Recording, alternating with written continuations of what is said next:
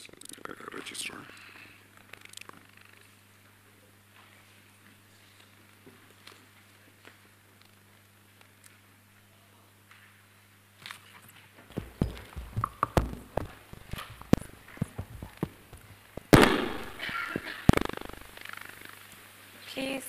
Please state your full names for the record. I'm Nene. Do you have any objection with taking the prescribed oath? No. Do you consider the oath to be binding on your conscience? Yes. Do you swear that the evidence you will give today will be the truth, the whole truth, and nothing but the truth? If so, please raise your right hand and say, "So help me God." So help me God. Thank you.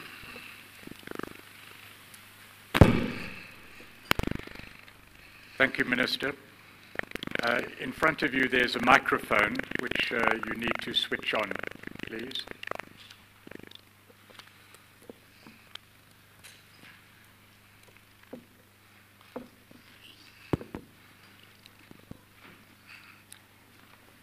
Mr. Pretorius, do you need someone to assist him with the microphone? The microphone is on, but they don't seem to be working very well. Do you want a technician to do something? It is on. I'm not sure whether.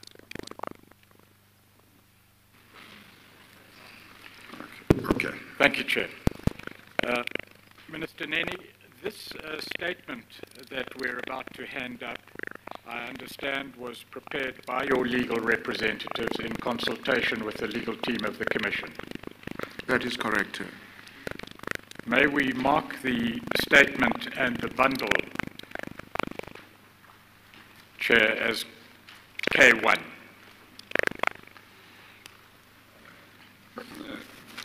The statement will be marked Exhibit K1.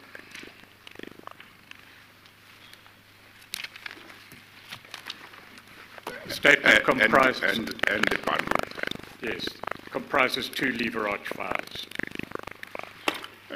Should we make it K1A and K1B or just K1?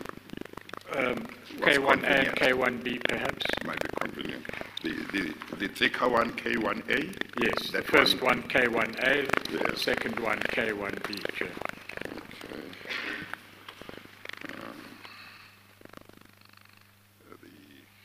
The thicker bundle will be marked Exhibit K1A, and the other one, they may be of the same size, but the contents of the one are thicker than the contents of the other.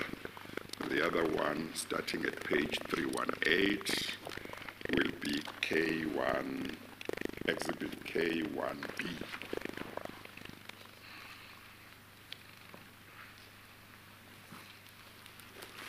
Thank you. Minister Nene, you've had an opportunity, I understand, to peruse the statement and in particular to check it for any corrections that might be necessary. Indeed, I have, and I have picked up a few. I'm not sure whether that will be exhaustive, but there are a few that I've picked up. Do you wish to deal with them now? With your permission, yes. Please, if you would. The first is on paragraph 2, which is the date of my appointment, which should read the 27th February 2018 and not 2017. Thank you. The second is on paragraph 48,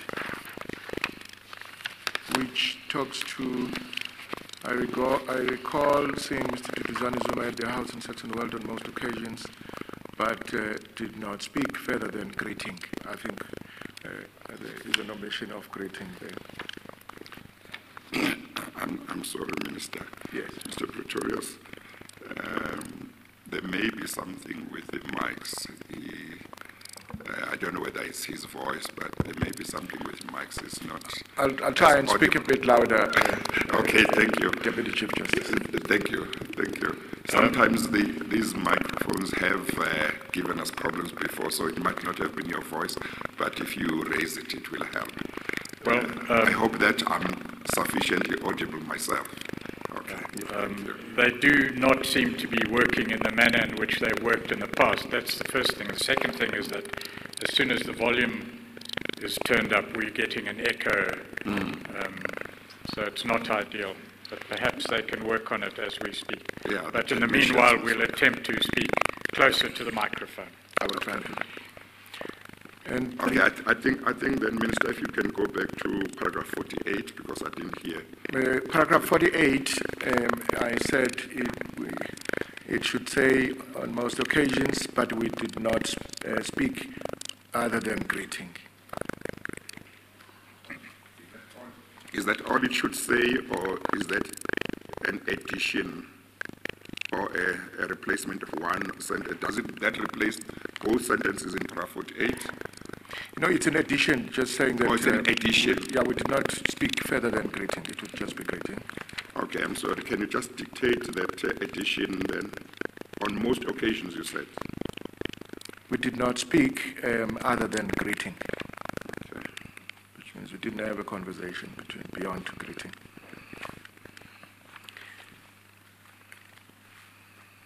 And if you allow me, Chair, Yes, the next one is on paragraph 52. yes.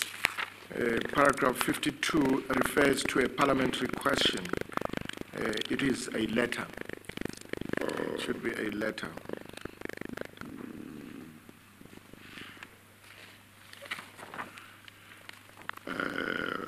On my paragraph 52. Oh, okay. In a response In a to response a letter. to a letter, Oh, yes. okay.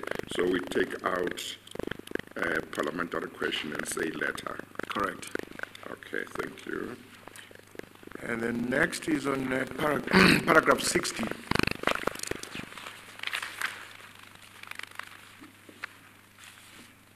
Yes. Which is a minor typo. I think it also appears in a paragraph prior to that one. Yes, paragraph 60. It refers to the committee as the National Nuclear Energy Executive Coordinating Committee. The word missing is coordinating.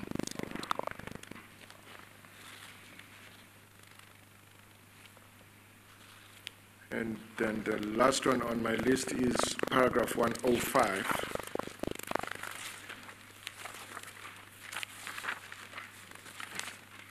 Which is a minor omission, which says, at the time, SAA's cash flow forecast showed that it would run out of cash by mid-January. Thank you very much. Was that the last one? That was the last one. Thank you very Deputy much. Chief Justice. Thank you.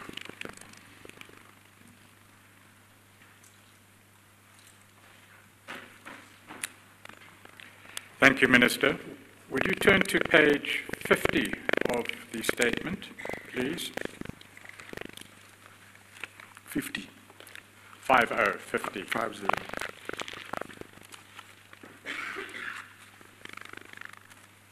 Is that your signature?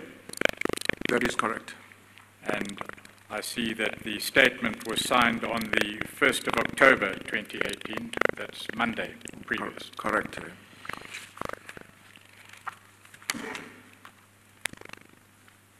Apart from the corrections that you've just made to the statement, are the contents of the statement true and correct? That is true. I suspect, Mr. Pretorius, you mean with the corrections that have been made, is the statement correct? You say apart from, which Yes, well, I'm suggests referring that to the the type corrections statement. are not correct.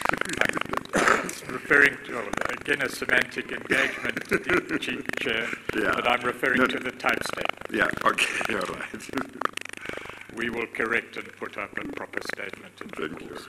Okay.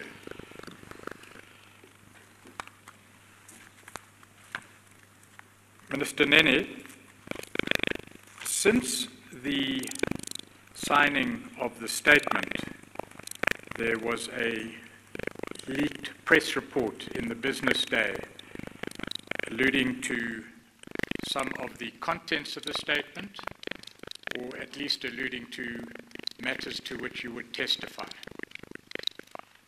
Are you aware of that? I did say that. Certain allegations are made or have been made in the public domain since that article, and I will refer you very briefly to an aspect of one of those statements in due course, but not at this stage. I just wish to place on record that we, as a commission, would have to investigate all allegations made, and will do so in due course. But it would be unfair to ambush you with them at this stage, as you obviously have not had an opportunity to deal with them, nor have we had an opportunity to investigate. I need also to place on record, Chair, that despite these statements being made in the public domain, no one has approached the Commission with any evidence to substantiate the allegations, or even with the allegations themselves. They're in the public domain and they require investigation before they can fairly be put to the witness. And that's despite the fact that on numerous occasions I have been saying publicly, people who have evidence or knowledge of any allegations or misconduct or conduct that falls within the terms of reference of the Commission must please come forward. I've been saying that. I'm sure the public and the media are getting tired of hearing me saying that. And you say nothing has been brought forward in regard to these allegations. Yes. No evidence. Yes. Thank you. And from the legal team's point of view, may we place on record in that regard, Chair, that once evidence is placed before us, we will of course investigate, and yes, we will of course deal with it, because we're involved here, as we've said again on numerous occasions, in an investigation. Yes. Well, just now that I've had to make reference to the fact that I have been making this call, I just want to repeat that there must be a number of ministers in the current cabinet and in the previous cabinets who must have some knowledge of some things that happened. And I've been saying people must come out and contact the Commission and assist the Commission. There must be a lot of senior officials in government departments. There must be people in the National Assembly, in the NCOP, who know things that fall within the terms of reference of this Commission. They are not coming forward. We ask them to come forward, but I just need everybody to know that just because we have been inviting them to come forward doesn't mean that if they don't come forward, this Commission will not get to know what some of them know. The Commission will investigate, and there will be people who appreciate the importance of this Commission and its importance to the nation and the country, who will come forward and tell the Commission what they know. And in the process, who will be honest and tell us about what other colleagues of theirs know, which they are not coming forward to say. And this Commission will do its work. And I just hope that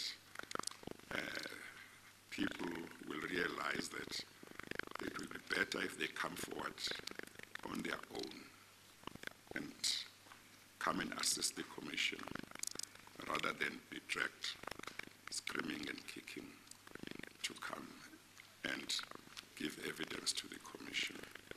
This is a very serious issue in our country. The whole nation wants to know what happened, who knew what, who did what.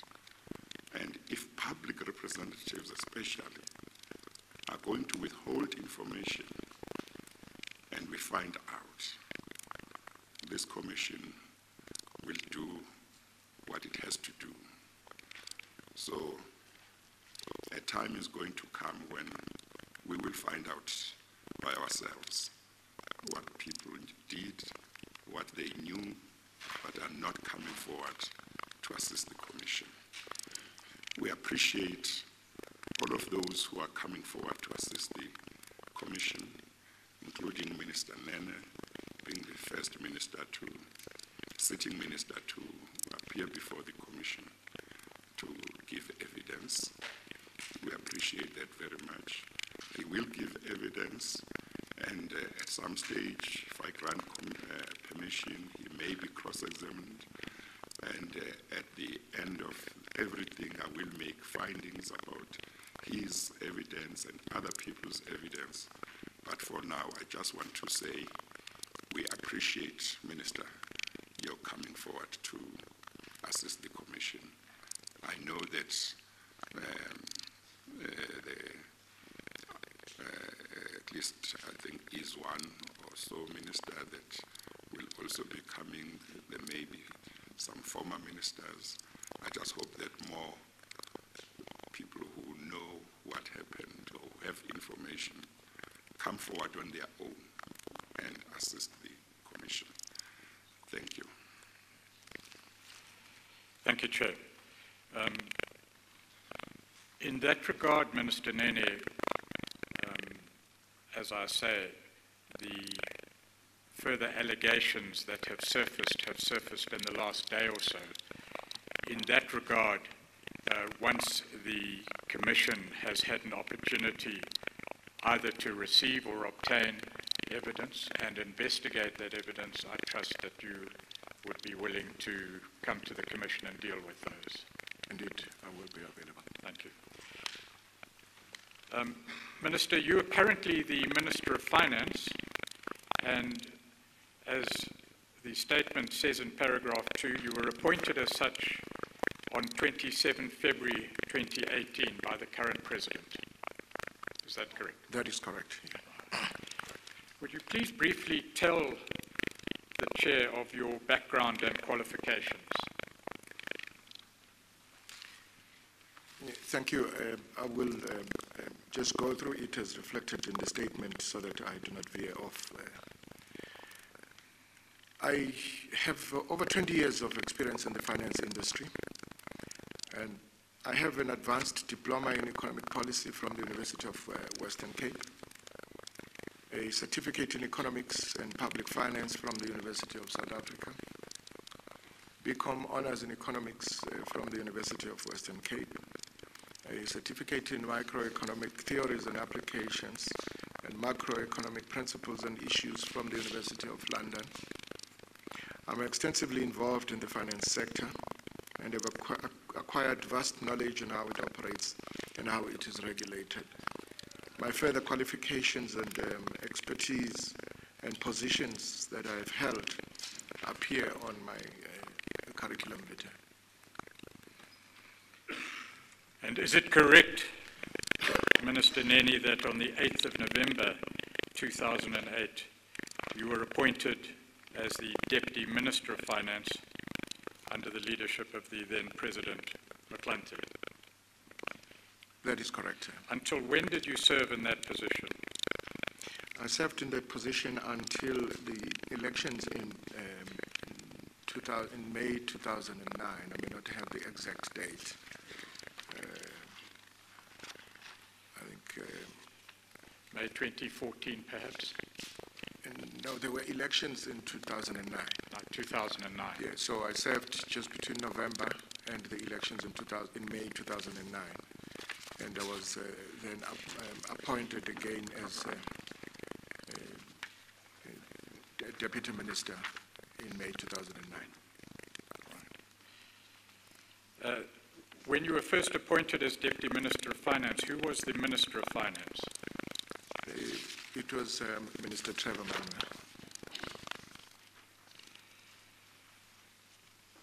And did you serve as Deputy Finance Minister under the leadership of former President Jacob Zuma?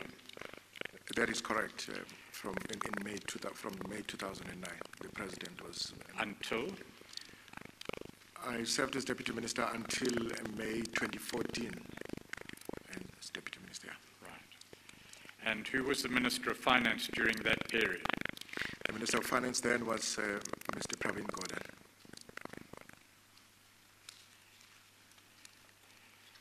Just to get the time periods correct,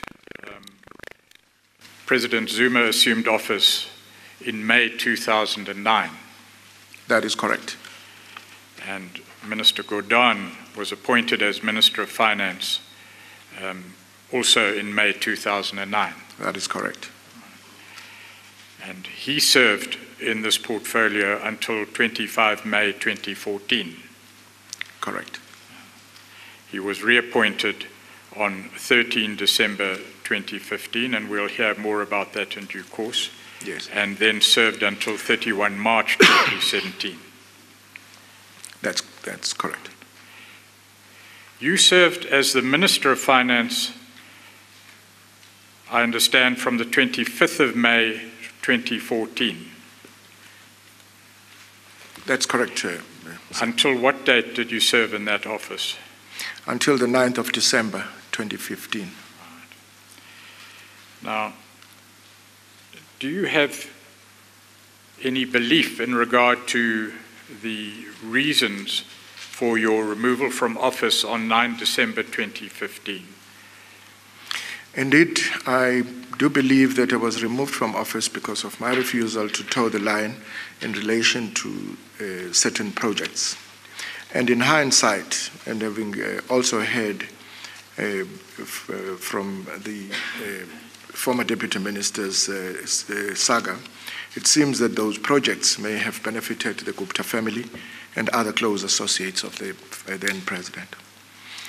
I will, if allowed to, describe some of these examples for instance, the nuclear deal and the SAA strategy, because these issues, like other procurement processes within government and state-owned companies, were subject of intense scrutiny by the National Treasury. Minister, when you say the Gupta family may have benefited, could you be a bit more specific?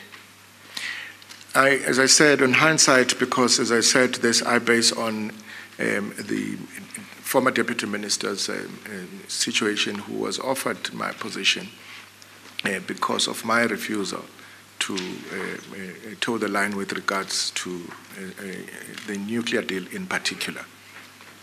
So it is apparent from that saga that they stood to benefit in whatever form. And we're talking about financial benefit? I would imagine so, yes.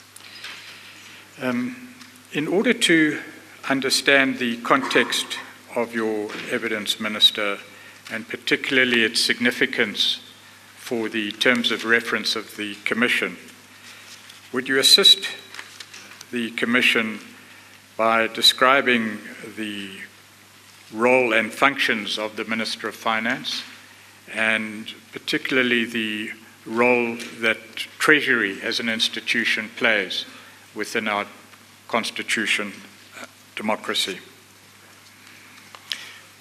Thank you for the question, and if you indulge me, I have just a few paragraphs that describes this.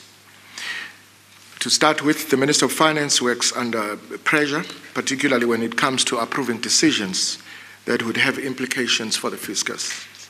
Sometimes the Minister of Finance is referred to as Mr. No. If we had a female one, she would also be a Miss No. When government departments are advised that their proposals must fall within the cabinet-approved medium-term policy, strategic and fiscal framework, and or comply with governance requirements as agreed policies. It is an unfortunate appellation because the role of the Minister of Finance is to be scrupulous in managing fiscal sustainability and the finances of the country in order to ensure economic growth and the sound and transparent management of the public finances. Ultimately, this is critical for the delivery of services to the public, to transform our people's lives and to comply with socio-economic obligations for which the government is responsible under the Constitution. Now, because almost everything that government does has implications for fiscal policy, National Treasury participates or is consulted on all government policy proposals and proposed major projects. Guided by the need to safeguard long-term fiscal sustainability and economic interests of the country, National Treasury takes a critical view of these policy or project proposals. However, irrespective of the Treasury's initial position, once Cabinet has deliberated and decided on the policy or project, it is Treasury's role and responsibility to find the funds for such a policy or project, taking into account the approved fiscal framework and the long-term fiscal sustainability and economic interests of the country.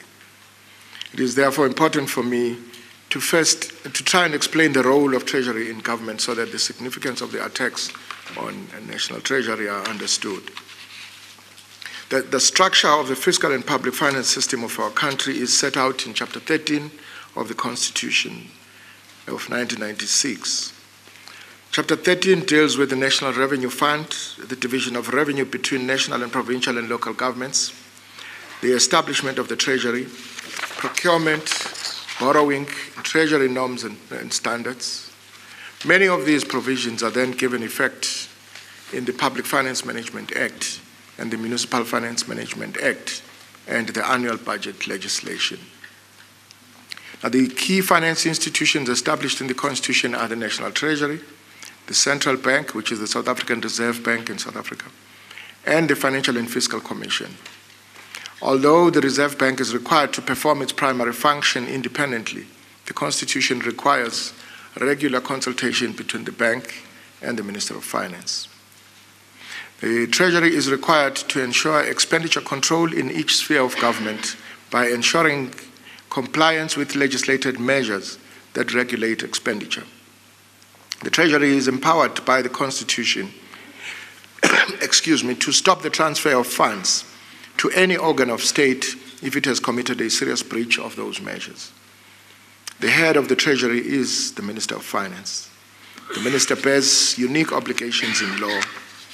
He is responsible for tax policy and is the executive authority for the South African Revenue Service to oversee the collection of tax revenue and the management of the National Revenue Fund. Only the Minister of Finance can introduce a money bill, which is either a tax or spending bill in the National Assembly or the Division of Revenue Bill.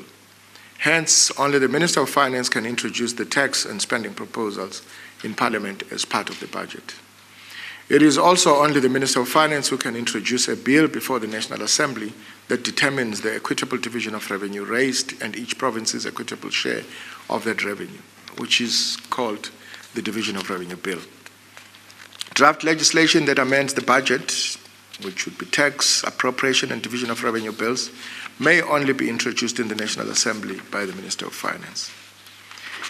A loan by the national government may only be concluded by the Minister of Finance on behalf of government and only for the following purposes: to finance national budget deficits, to refinance maturing debt or a loan paid before the redemption date, to obtain foreign currency, to maintain credit balances on a bank account of the National Revenue Fund, to regulate internal monetary conditions should the necessity arise, or any other purpose approved by the National Assembly by special resolution.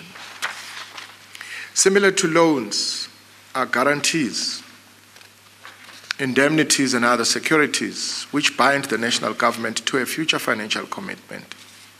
Before guarantees, indemnities, or other securities that bind the national government to a future financial commitment may be issued, the concurrence of the Minister of Finance must be sought and obtained. Conditions may be attached. The Chief Procurement Officer also falls within the ambit of the political responsibilities of the Minister of Finance. Public sector procurement must be undertaken in a manner that is fair, equitable, transparent, and cost-effective. The Chief Procurement Officer is responsible for permitting deviations and exemptions under circumscribed conditions. The effect of this is that the Minister of Finance has weighty responsibilities and often has to make unpopular decisions, taking into account the long-term fiscal sustainability and economic interests of the country. It is this office that drives the budget process, approves loans and guarantees, oversees compliance with financial management and procurement processes, and is the final bulwark against corrupt dealings that jeopardize public finances. This is why the optimal relationship for any Minister of Finance to have the full support of the President at all times. The complexity of the position of Minister of Finance is more fully explained in a document prepared by former Minister Trevor Manuel as a handover memorandum when he left the office in 2009, and that document is attached as NN1. It is part of the thicker document which we referred to as K1A. Thank you. It's in the bundle, Chair. It's a lengthy document, Minister Nene.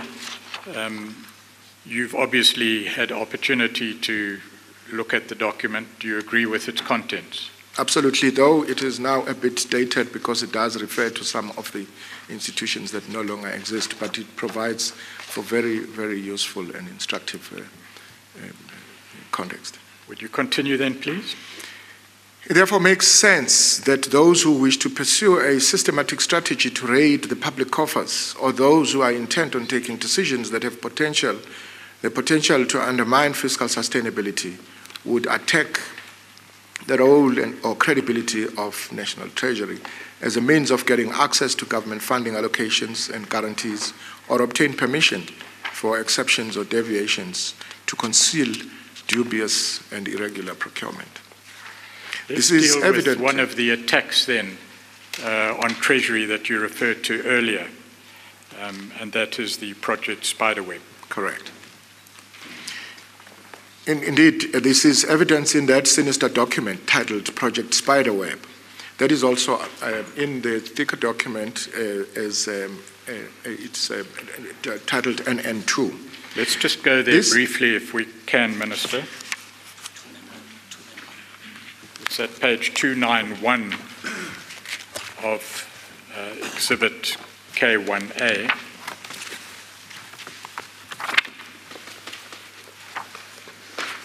Did you say 291? 291. Okay. Annexure NN2. You have it there, Minister? Correct.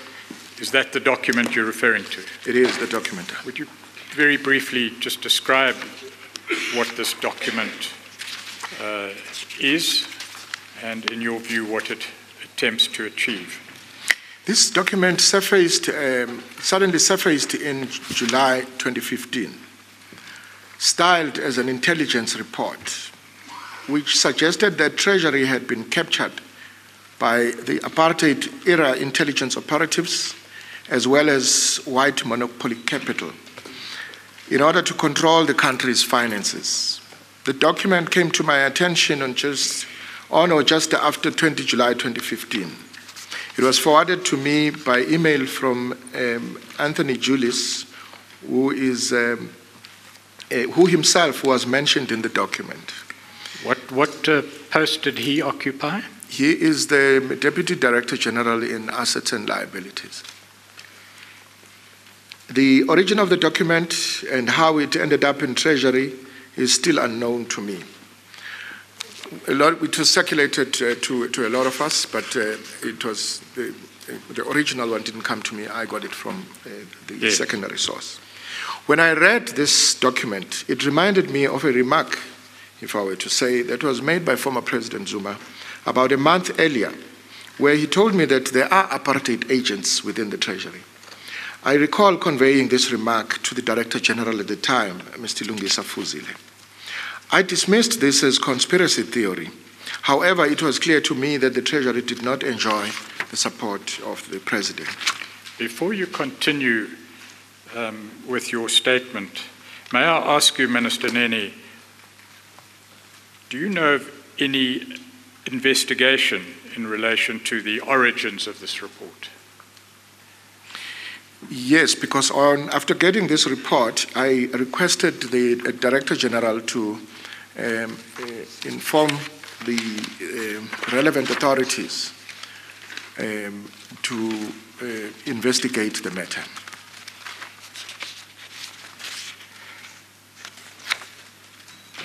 We'll deal in more detail with those issues in due course, where you deal in more detail with the report. With the report, yes. But just at this stage, do you know whether there was indeed an official investigation pursuant to that request? And if so, whether there have been any fruits in a report of any sort? We never got any feedback from the relevant authorities. All I know was that it was given to the head of who was in our state security, and we then expected that we would be favored with the outcome of the investigation. We never got any. My apologies, Minister, I've taken you out of the sequence of your statement. Yeah, absolutely. You were... He was at paragraph 22, I think. I was at paragraph... 20? Paragraph 24. Oh, okay. Yes. That the comment I referred to in paragraph 23 was made by former President Zuma at a meeting that he had called me around mid-2015. As I said, about a month before this surfaced. I recall that it was in the afternoon when my PA, Ms.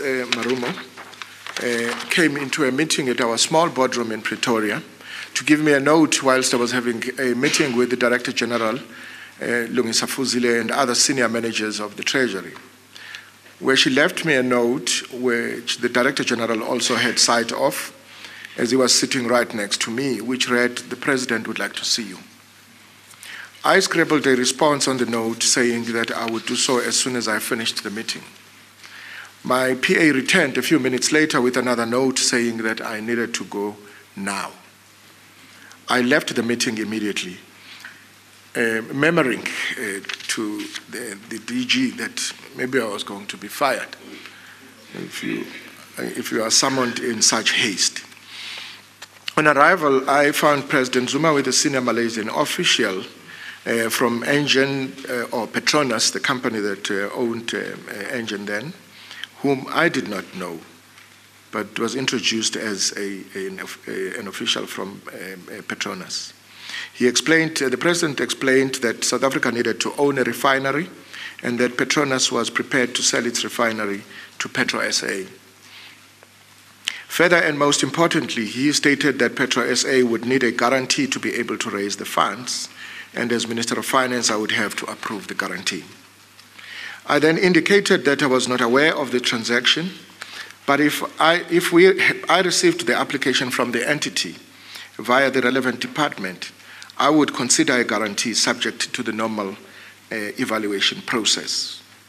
It was at that point that President Zuma, in the presence of the Malaysian official who's connected to Petro SA, raised the issue of spies within the Treasury. This was about a month before the document Spiderweb surfaced. I briefed Mr. Fuzile on President Zuma's request and a possible application that might come to Treasury for him to consider through the normal processes. Now, the Spiderweb document mentioned names of several officials of the National Treasury, including Deputy Minister Mr. Mcebisi Jonas. Officials Mr. Lungisa Fuzile, Mr. Kenneth Brown, Mr. Andrew Donaldson, Ms. Avril Halstead, Mr. Anthony Julius, Mr. Ishmael Mamoniat, and employees of state-owned companies, including Mr. Daniel Majila, Chief Executive of the Public Investment Corporation.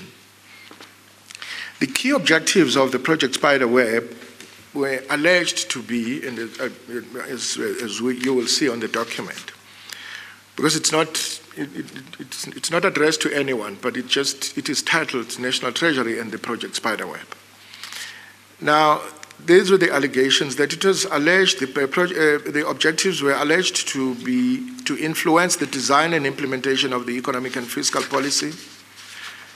It was alleged that it will influence the appointment of key leaders in the Reserve Bank, Treasury, DTI, and SOEs that fall under their ministries, to manage the outcomes of these institutions, defend the position of the Spiderweb through media, and attack and prosecute critics of Spiderweb, Project Spiderweb, through SARS and other means. Were allegations made in relation to you in Project Spiderweb? Indeed. The main allegations made in relation to me were that I'm being handled by Ms. Maria Ramos, whom the document code names as the Queen of Leaves. That during the recent World Economic Forum in Cape Town, I had assembled all the DDGs and chief directors from the Treasury at a Cape Town hotel for a brief meeting, and the outcomes of the meeting were that Mr. Lungisa Fuzile, that's the first one. Before you go on, I'm sorry, Minister Yes. Nene, would you just tell the Commission who Ms. Maria Ramos is and what position she occupied at the time the Project Spiderweb document was released? She's Group Chief Executive, I think that's the correct title, at Absa Bank. I think Barclays at that time because of the association, but she worked for the bank. Well, these are now the outcomes of the meeting. The outcomes of the meeting, of the alleged meeting, was that Mr. Lungisa Fuzile, the then Director General for Treasury, will not be extending his contract at the end of August 2015, that he will be joining the Faculty of Economics at the University of Stellenbosch, and his departure would be a catalyst for some big changes inside Treasury.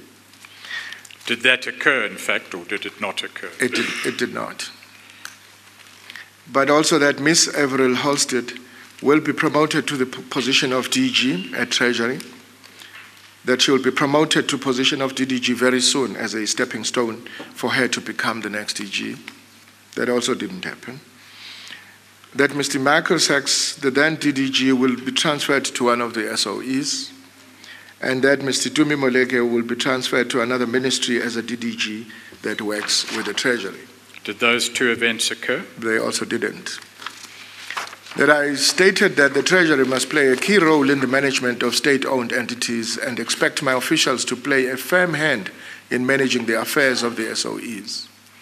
A number of changes will be happening at the SOEs. One of the key actions of Treasury is to facilitate the participation of private sector in the SOEs. It was also alleged that I stated that the Government Technical Advisory Center, our GTEC, will be given a huge task of identifying private sector companies to partner with our state-owned companies, our SOEs. It was alleged also that I stated that the board of SAA must be terminated by September 2015, and I indicated that Ms. Maria Ramos was helping me to identify the new board members for the board of SAA. That the former CEO of Kulula.com had been identified as a replacement for Mr. Nico Bezerinote at SAA, and GTEC will be given the task of identifying a strategic equity partner for SAA.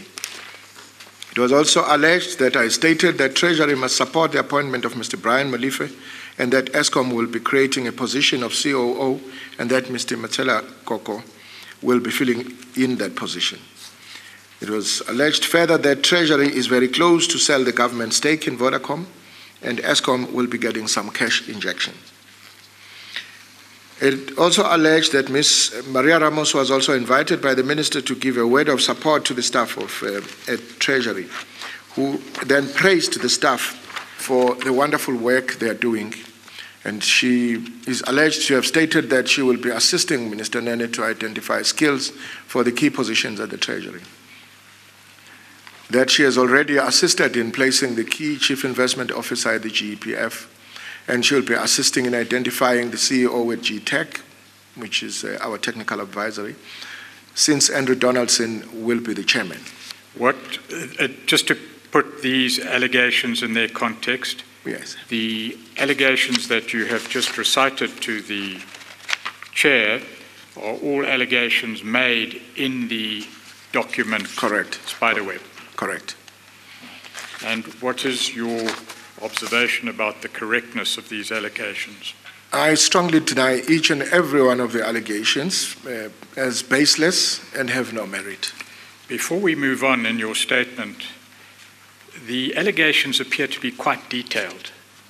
They appear at one level at least to exhibit some knowledge, detailed knowledge of the workings of the Treasury and detail individuals in their positions within Treasury and detail functions of Treasury.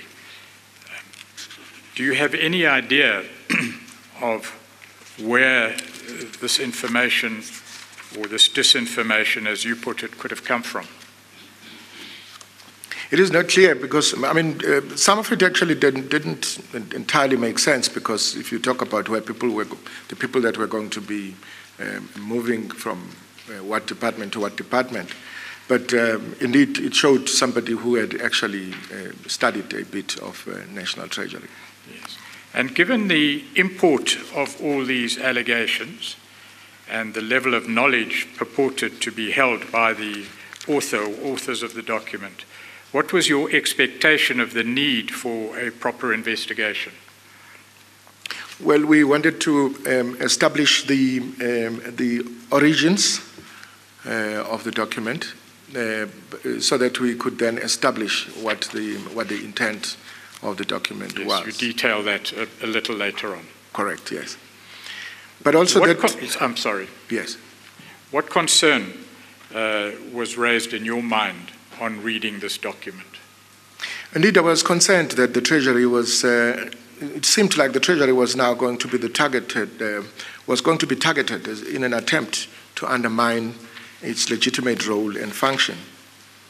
And it's for that reason that we also issued a statement on the 26th of August, 2015, condemning the project Spied Web dossier. And the statement, if you allow me, I will just go through quickly on what the statement said. Oh, I'm sorry. Before you read the statement, Minister, may I just ask with regard to paragraph 31.5, that's one of the objectives of the document that you have articulated as having, as one of the objectives that were alleged of the document. It says the key objectives of Project Spiderweb were alleged to be 31.5, attack and prosecute critics of Project Spiderweb through SARS and other means. Did you understand at that time what that objective meant? And if you didn't understand then, is there anything that has happened which may have made you to understand what that may have meant or not?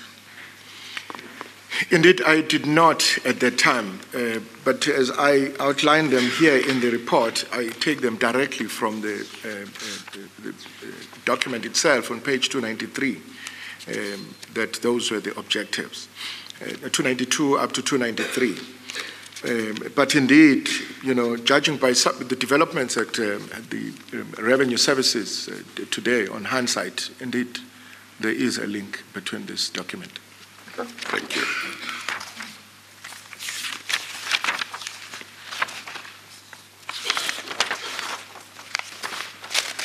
Yes, Mr. Pretorius. If you would bear with me a minute.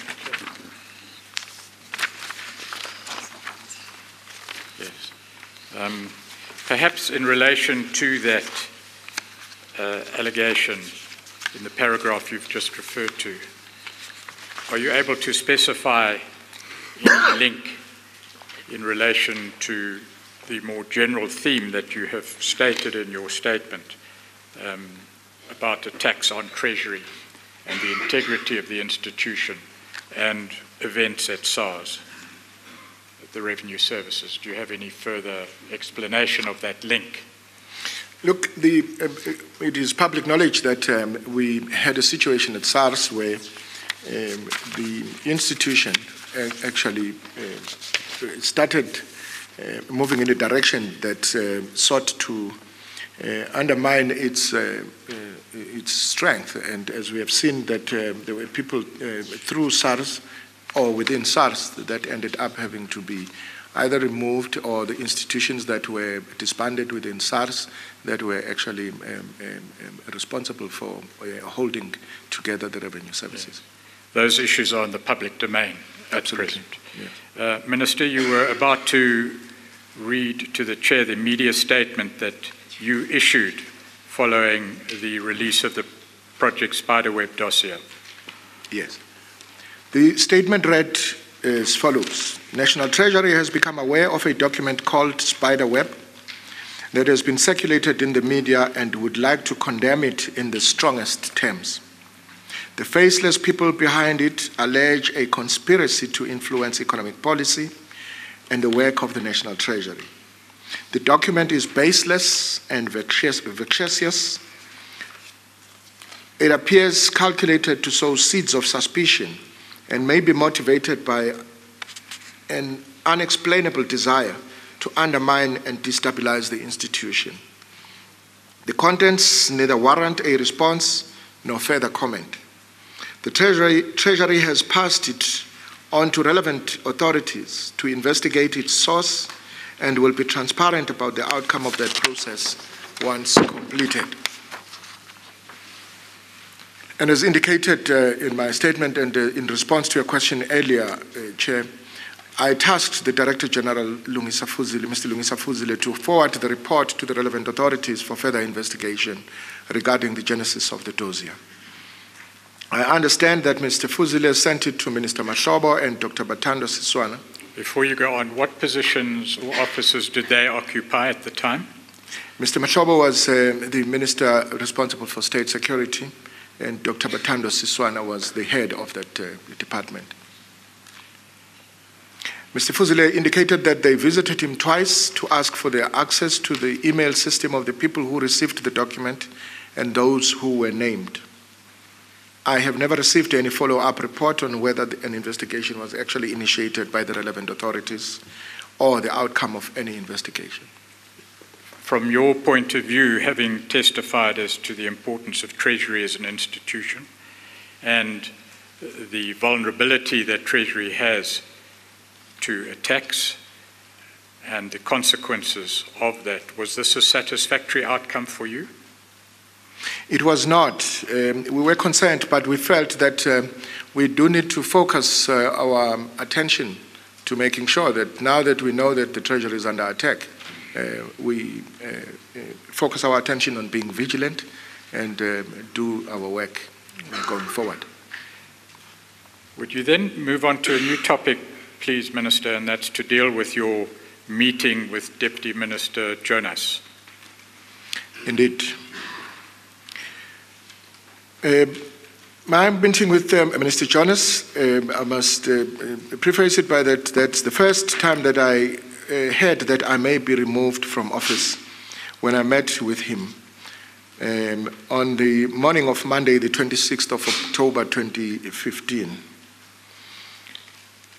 I have read his statement, which is dated the 8th of August 2018, which was submitted to this commission, and I confirm paragraphs 31, 33, 39, 41,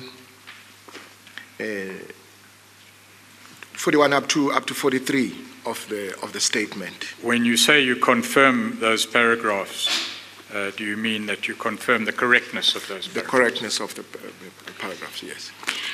Would you go on, please? I'm sorry, Mr. Pretorius. You might be planning to deal with it at a later stage, but it would be convenient to refresh our memory as to what those paragraphs in Mr. Jonas' statement say, which he is confirming. Am I correct, Minister Nene, that your recollection of what is contained in those paragraphs and your recollection of the exchanges between yourself and Deputy Minister Jonas is contained in the following paragraphs from 37 onwards? Correct. Okay, so we don't need to go and look. Okay. Yes. We may. I'll just check that there's nothing we leave out. Okay, all right. Thank you. Yes, would you deal with the exchange? Is that paragraph 37 of your statement, yes. Please? Minister Jonas telephoned me on Friday, the 23rd of October 2015, in the afternoon. I had earlier left a meeting at NEDLAC meeting at NEDLAC House in Rosebank. I got the impression that he was indeed agitated, from the tone of his voice. He told me that there was an urgent matter that he wanted to share with me.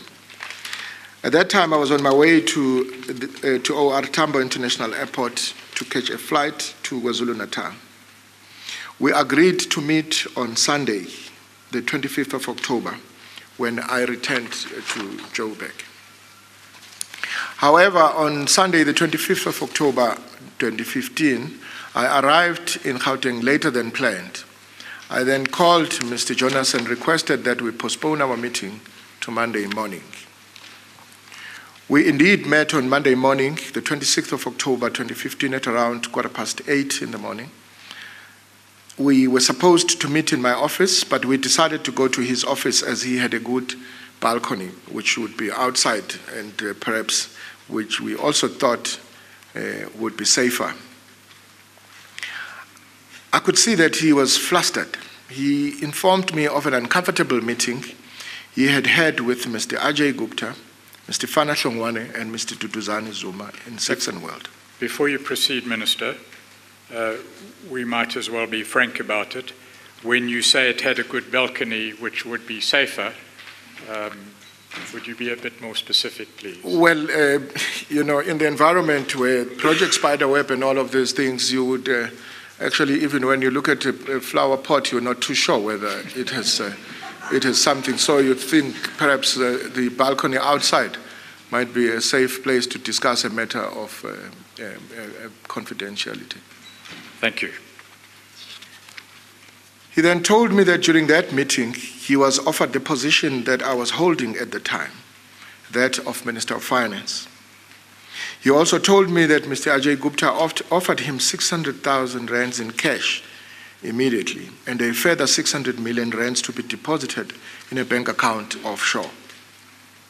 Mr. Jonas told me that he rejected the offer of the deposit and cash that he was invited to take immediately.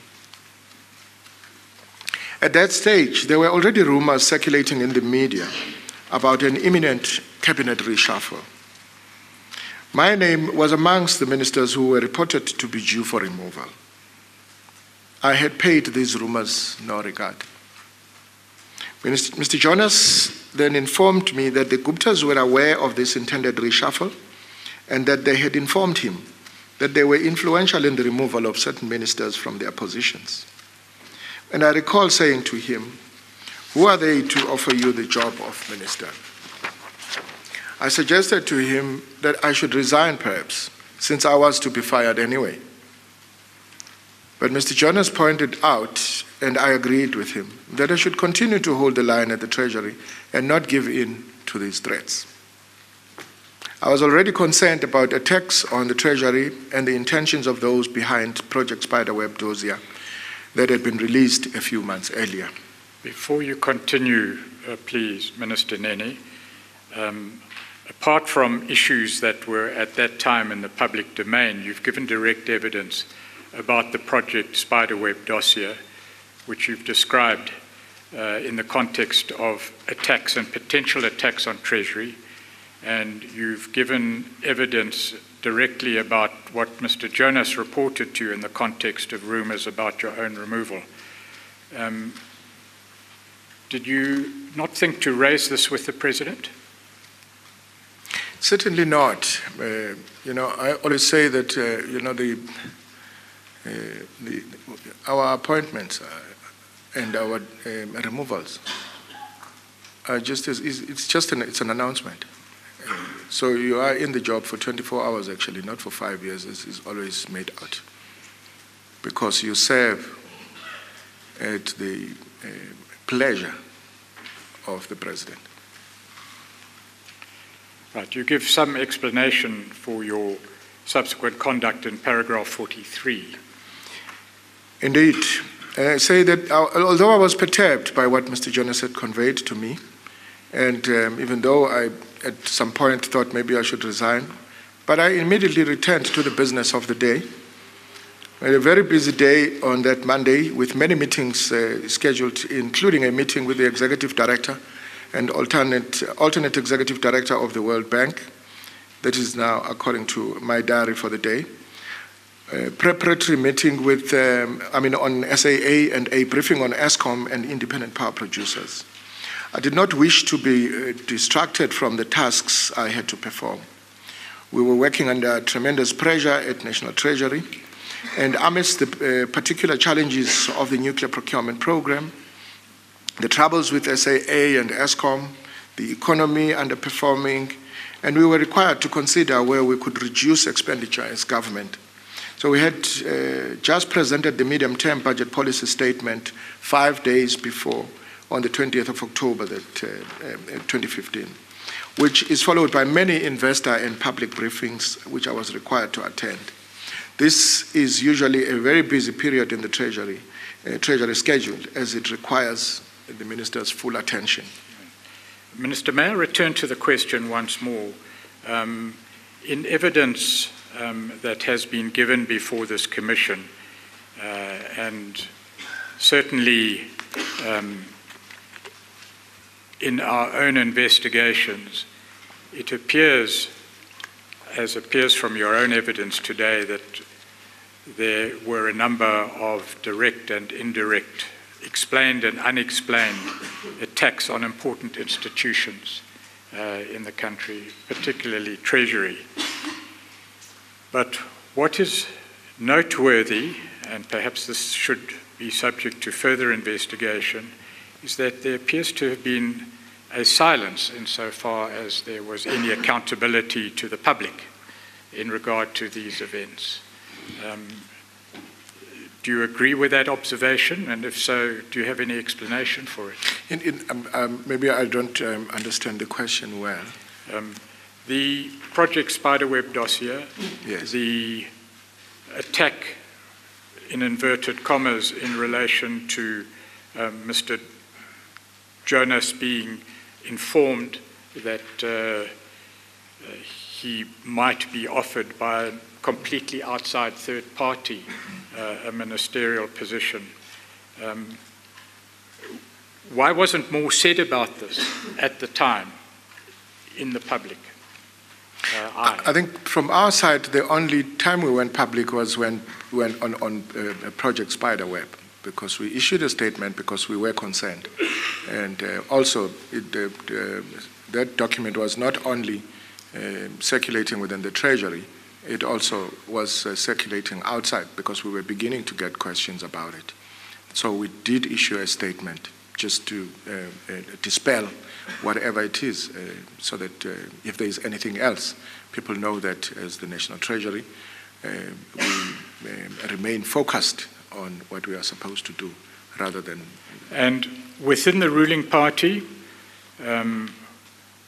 and within cabinet or other state institutions, were the issues relating to the Jonas matter raised? Not at that time that I could remember. Do you have any explanation for that? I really wouldn't. I think at times we take some of these things for granted and think, for instance, if there is an attack on the Treasury deals with its matters, and without necessarily elevating the matter to a platform that begins to look at what is happening in government and the country in general. But what had transpired, according to Mr. Jonas' version, when he was at a meeting with, according to him, Mr. Ajay Gupta, Mr. Zuma, and Mr. Van Rooyen. At that stage, the time that Mr. Pretorius is referring to, at that stage, was it public knowledge, or was it known within government or generally? It was not public knowledge, but as I understand it in Minister Jonas's statement, he then went on a little later to report the matter also to the relevant authorities. Thank you. You then go on in your statement at paragraph 44, Minister, to deal with your own contact with members of the Gupta family. Indeed. In my own contact with the Guptas, I did meet the Gupta family, particularly Mr. Ajay Gupta. At a number of occasions, government events. They were regular attendees at government events at that time, but not to discuss government business, because that's generally what normally comes up. But the first time I met... Before you go on, Minister, what type of government events were these? Can you recall? I think the first one actually spells out what this one was. It was after is a dinner that takes place after the State of the Nation address. That was my first encounter in 2009. And I was Deputy Minister of Finance at that time. But then later invited, well, there would also be other functions, which I cannot remember properly. But I was later invited to the Sahara Computers offices in Midrand, and they marketed themselves as good corporate citizens that employ a number of young people in the technology space. But the key point that Mr. Ajay used to make is that they don't do any business with government. And, they are, as I say, good corporate citizens, pay their taxes, and indicated that they were in the computer and mining industry. And he had also served, had served on the President's Investment International Marketing Council, and he was an economist also by qualification and an advisor to the President. He then invited me to tea at his house to discuss the economy because of his understanding. Before you go on, Minister, perhaps, Chair, this is an appropriate time for the short adjournment. Yes, thank you. We'll take the short adjournment and we will resume at 11:30. All right. We adjourn.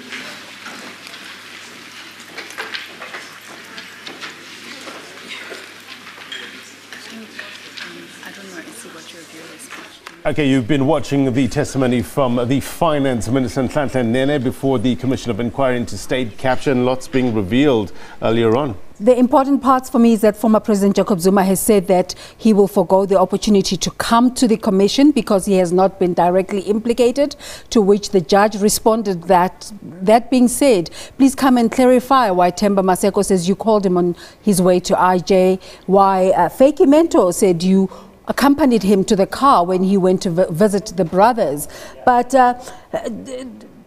now the Finance Minister says the reason that I was fired was that I refused to be told the line in relation to certain projects.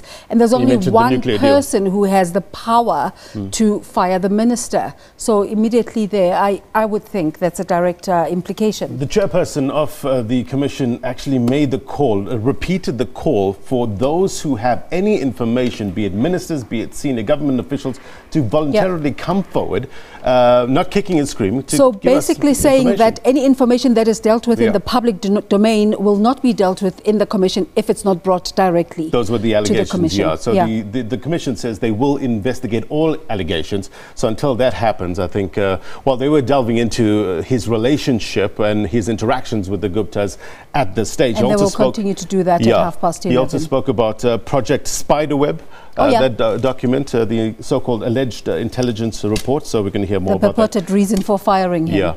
We will talk more about this, but we have another story to touch base on. It's the official memorial service of Edna Molewa that's happening in Pretoria. Let's tap into that now.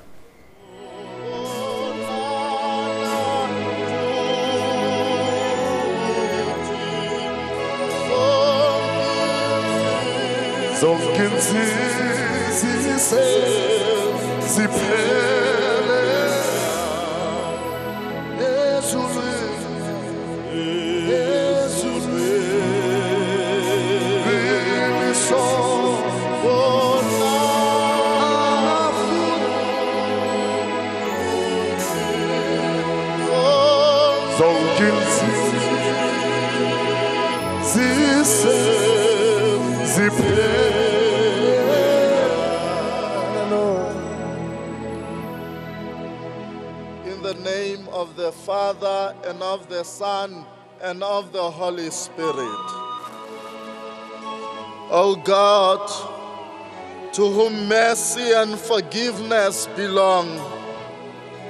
Hear our prayers on behalf of your servant, Edna Molewa, whom you have called out of this world. And because she put her faith, her hope, and trust in you, command that she be carried safely home to heaven and to come to enjoy your eternal reward. We come before you, Almighty God, as we are. We come to trust in your mercy, for you are the God of possibilities. We implore your blessing upon every activity that is going to take place today. Send your Holy Spirit, as you promised, to console us, to comfort us in this trying time. We rely in your mercy. We rely in your help. Be with us as we begin this memorial service. We ask this through our Lord Jesus Christ, your Son, who lives and reigns with you and the Holy Spirit, one God, forever and ever. Glory be to the Father, and to the Son, and to the Holy Spirit, as it was in the beginning, is now, and ever shall be, world without end. Amen.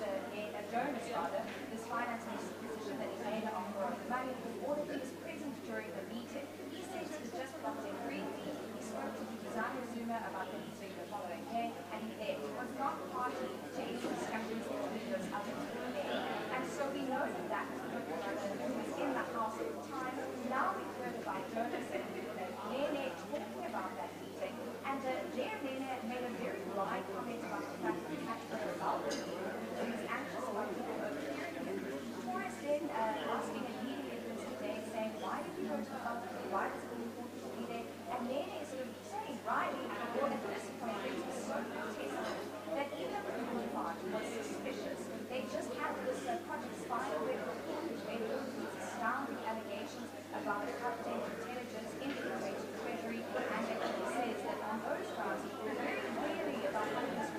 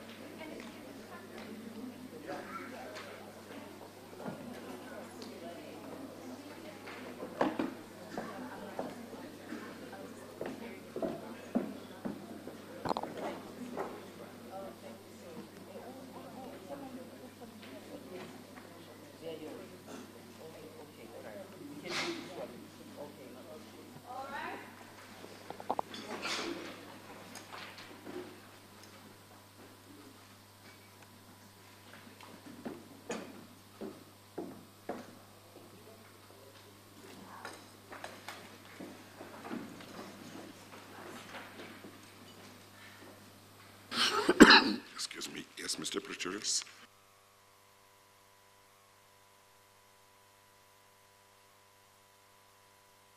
Your mic, Mr. Pretorius. Your mic. My apologies, Chair. We're at paragraph 46 of your statement, Minister Nene, and you had described to the Chair that you had been invited to tour the Gupta Sahara computer offices in Midrand on 2 occasions in 2010. What did you know of the Guptas at that stage? Not much, as I said, except that, having met them at a presidential event and, sitting at the high table, that they were close to the president. But other than that, very little, until they introduced themselves and introduced me to their business as well. Right. Is it normal for a deputy minister to visit businesses at the request of individual citizens or non-citizens, such as the Guptas? Indeed, I saw nothing wrong with it. I still see nothing wrong also in engaging with people who are in any form of business. Yes. During these visits, let me take a step back, Minister. We've heard evidence from more than one witness in regard to the conduct of the Guptas. The observation may be made that they weren't exactly shy or reluctant to place demands, to express interests, and to, in a nutshell, try to obtain favors in their interests where they desired to do so. Did anything of that sort occur on your visits to Sahara Computers? Not really, and as I said earlier, mine was a completely different one because I'm not too sure what the plan was, but they marketed, it was almost like a PR exercise. The two things that stood out for me was that they would actually continuously repeat the issue that they don't do business with government. Two, showing themselves what their contribution is to the economy in terms of when we visited the Sahara, youth employment, they are in the computer space, they are good corporate citizens. And I think that was the key message that they would be driving home most of the time. But in retrospect, how would you describe their conduct then in those meetings, which seems to be, at least to a degree, out of sync with other evidence that we've heard? Indeed, the only time I got suspicious was then it was proven when around 2013, it turned out that there was an investigation that the Treasury was doing on one of their, on the dairy in the Free State, where they were directly involved. That's when I actually, got suspicious of this ongoing narrative of them not doing business with the state, because that seemed to contradict what they had said. Who in particular? I'm sorry, Mr. Pretorius. I'm sorry. Before you proceed, you have emphasized quite a few times that on those occasions, or at least some of them when you met with them, they liked emphasizing that they did not do business with the state. What was your understanding of the context or the need for them to make that statement so repeatedly? It was in response to what they were saying. People say they are benefiting from the state because of their relationship with the president, and they actually wanted to clarify that they actually don't do business with the state. Already at that time, there were those allegations that they were benefiting from. It was coming from them, yes, that people accused them of that, but I didn't know of such. It was for that reason that it was a bit strange that they are responding to a question that I have not asked. And you say, from your recollection, in terms of what you knew then or what was known publicly, you can't remember whether publicly there were those allegations about them? Not that I knew of. Yes, okay, Yeah. thank you. Right. Perhaps with hindsight, Minister, we know that at that time you were a person of influence, and we know with hindsight, or certainly there has been evidence and will be more evidence, that the Gupta brothers took steps to influence or exploit relationships with persons of influence within government. You deal later with a briefing in relation to the launch of New Age, but for the present, it may be surprising in the context, and again I emphasize with hindsight, of all the evidence that we've heard to date and what has been in the public domain, that they gave you no hint at all. And if they did give you a hint, would you tell the Chair, of anything untoward in their relationship with, in particular, you during those visits to Sahara Computers in Midrand? Indeed, there was no hint then, but it's only when one looks back that you realize that, perhaps the PR exercise might have been an exercise of trying to conceal something. Who in particular invited you to visit at Sahara Computers? Mr. Ajay Gupta. And were there any other persons present during those visits? There might have been staff at the Sahara Computers whose identity I wouldn't know. Right. And the other Gupta brothers? No, at that meeting. And then who invited you to, as you put it, tea at his house? It was Ajay Gupta. And to discuss the economy, can you go into a little more detail? What was the purpose of that visit, or that invitation, insofar as you could? Well, they seemed casual, but at the same time, when somebody says, "Can you pop in for tea?"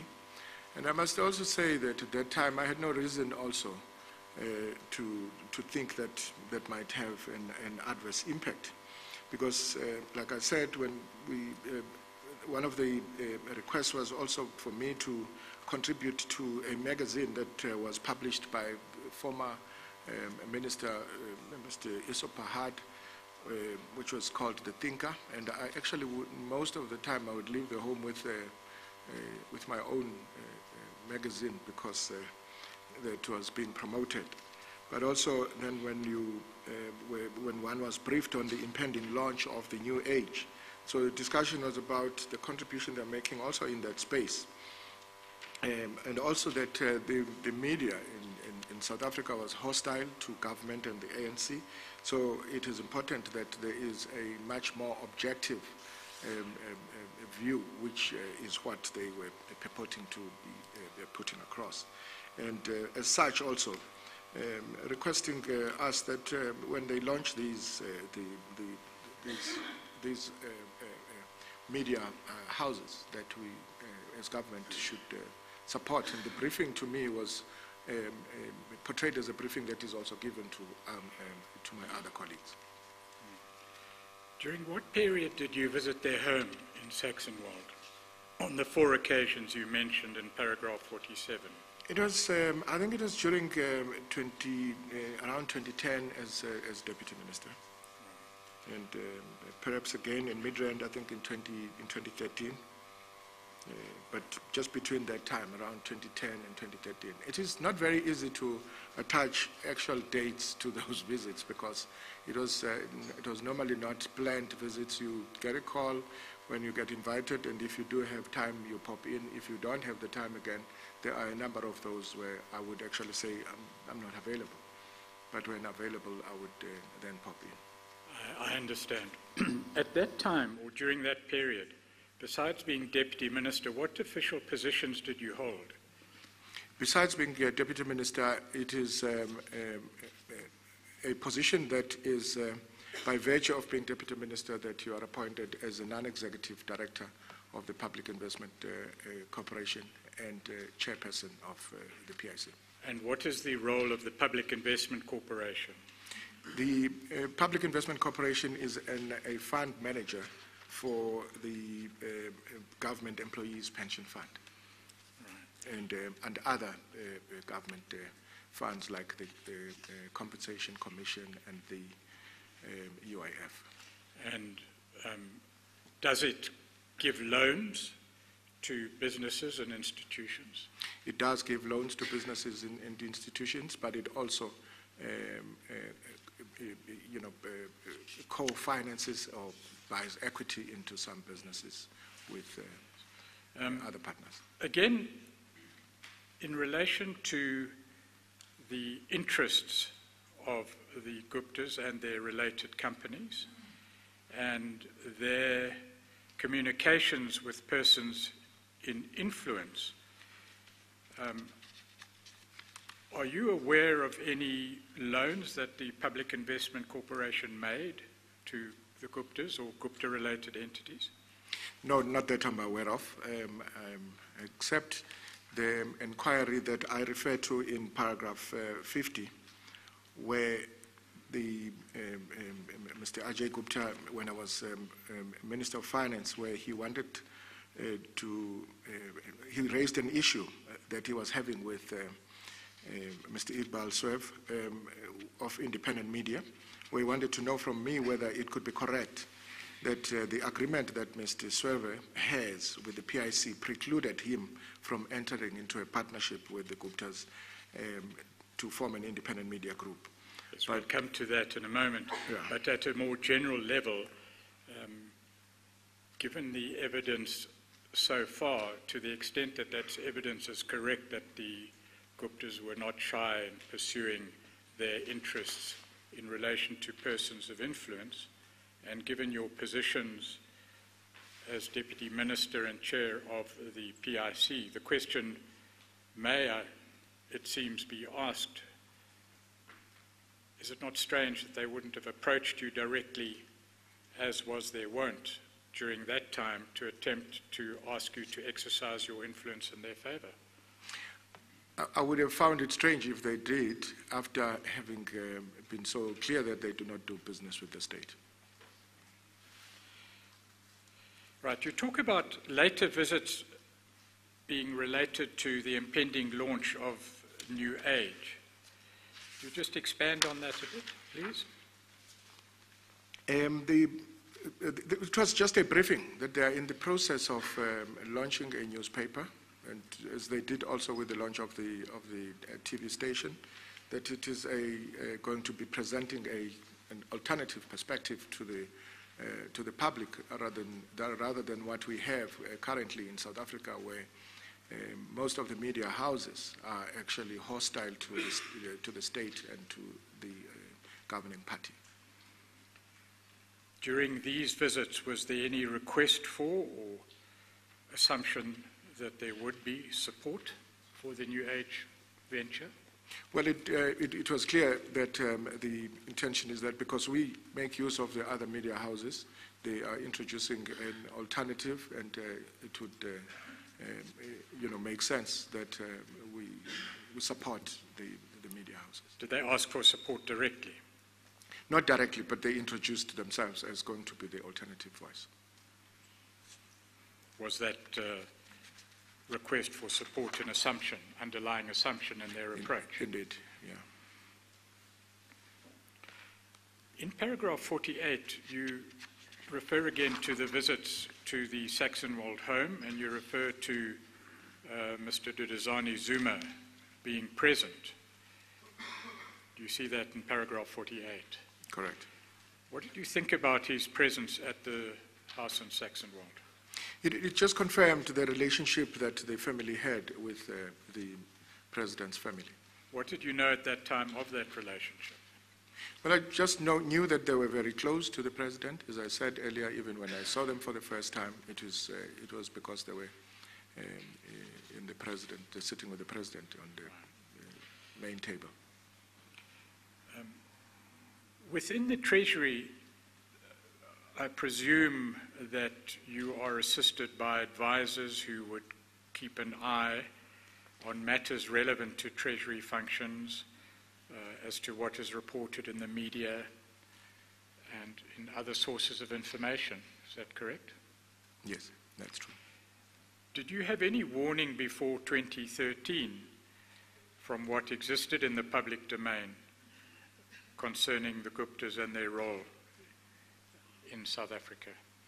Not necessarily, but I mean, 2013 on the dairy farm was actually for me, the first flashing light. What did you learn about the family's intentions at that time?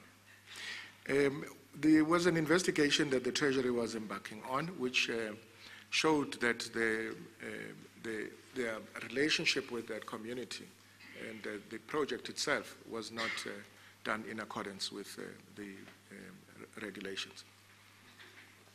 Did you take any steps in Treasury to deal with that issue?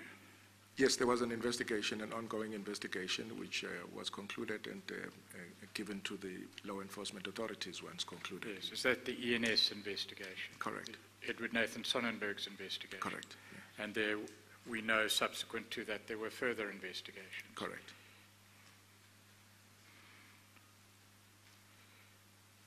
Were you satisfied with the contents of the ENS investigation? Look, we thought, because it actually meant that there should be further investigations, that it had run its course and it had completed what it was supposed to do. But that was purely a matter also that was dealt with more at an official's level than at the ministerial level.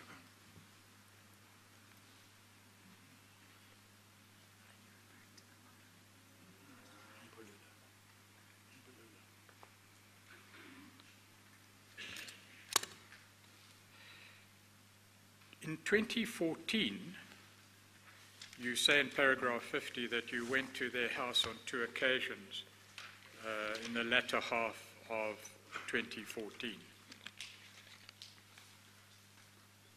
Yes. By this time, presumably you had formed an attitude in regard to the family and its intentions. Correct. So much so that there were official investigations at the instance of Treasury in regard to their conduct. Indeed. Why did you accept the invitation at this stage? Look, I thought I should not be influenced by just the investigation, which had not been concluded, but at the same time,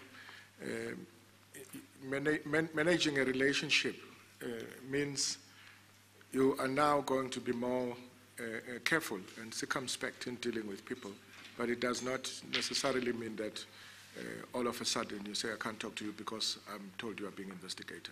Who invited you? It was Ajay again. And presumably you felt reasonably assured and comfortable that you should go to the Gupta household rather than to summon them if they wanted to speak to your officers. Well, the invitation had come in the manner that the previous invitations had come, and I thought it would do no harm to honor the invitation and hear him out, which I did. And he then indicated that he had this problem. And on my return also I was able to come back to him and say, we have nothing to do with the agreements you have with Mr. Iqbal Swet. All right, so since your first visit to Sahara Computers in Midrand,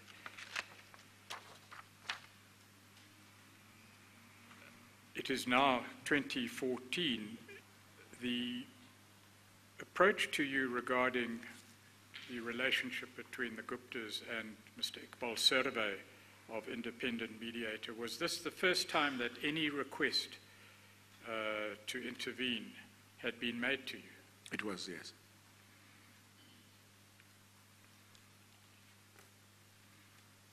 Again, the question may be asked that given evidence, it would be unusual that it would take 4 years for this tentative request to be made to you, given your relationship with the Guptas, your frequent visits to their premises. Do you have any comment in regard to that? I wouldn't... Just again, yes. if I may put it bluntly, it's out of sync with the evidence we know. Look, I wouldn't know what the history was, because what they were saying is that they had an agreement with him, that they would go together. And he was, and at that time, Mr. Ajay Gupta told me that they are having a court case with him where he is now refusing to honor his commitment to them. And he says the reason why he cannot is because in the agreement between himself and the PIC, he cannot accommodate them.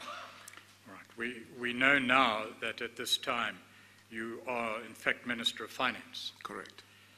And Mr. Ajay Gupta, you say, raised an issue with you concerning his relationship with Mr. Iqbal Survey of independent media. Is it correct that Mr. Survey had obtained a loan from the PIC, Public Investment Corporation? I understand so, yes. A substantial loan? We're including the co-investment, yes, with the PIC. Yes, in the region of R1 billion, according to... I can't remember the actual numbers, but it is substantial. And did Mr. Gupta want a part of that finance? Well, it meant that they had an agreement. He says they had an agreement that they would be part of that one. But Mr. Iqbal Survey was reneging on that agreement.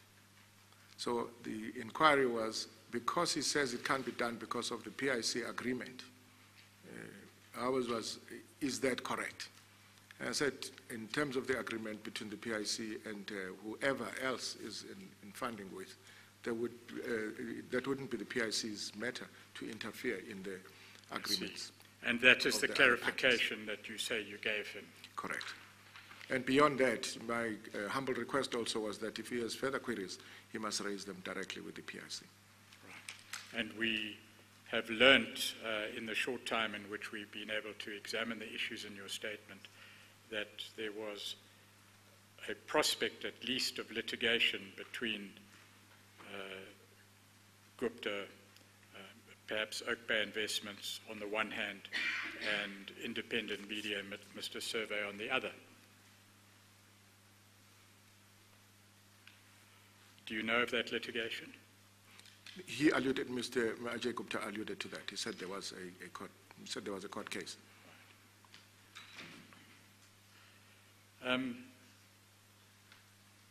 Over the period of at least 4 years, from 2010 to 2014, apart from the request in relation to Mr. Survey and Independent Media on the one hand and the Guptas and we presume Oak Bay Investments on the other, was any other request made to you during that period? No, not that I can remember. Was any offer or any form of inducement made to you? None whatsoever. Let's move on to a slightly different topic, please, Minister.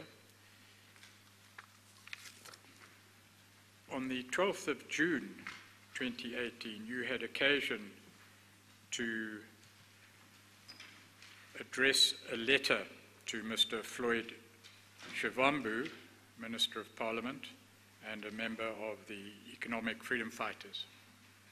You deal with that in paragraph 52. Indeed. May I refer you to the bundle at page 318.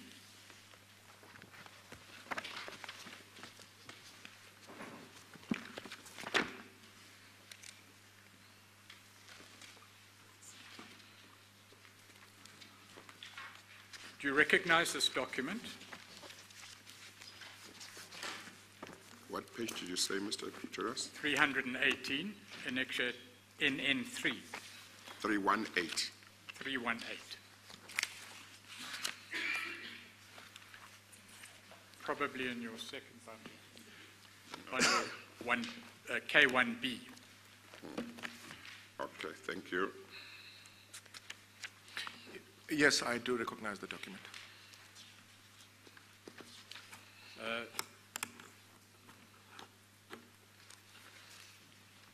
On page 321, it appears that this letter is dated 12 June 2018. Is that your signature there? That is correct.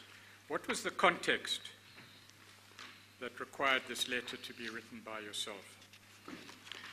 It was in response to a letter that I had received from Mr. Shibam. And what was the date of that letter? It was sometime in May. Does that appear on page 318? Yes, it was dated the 22nd of May. And would you briefly relate to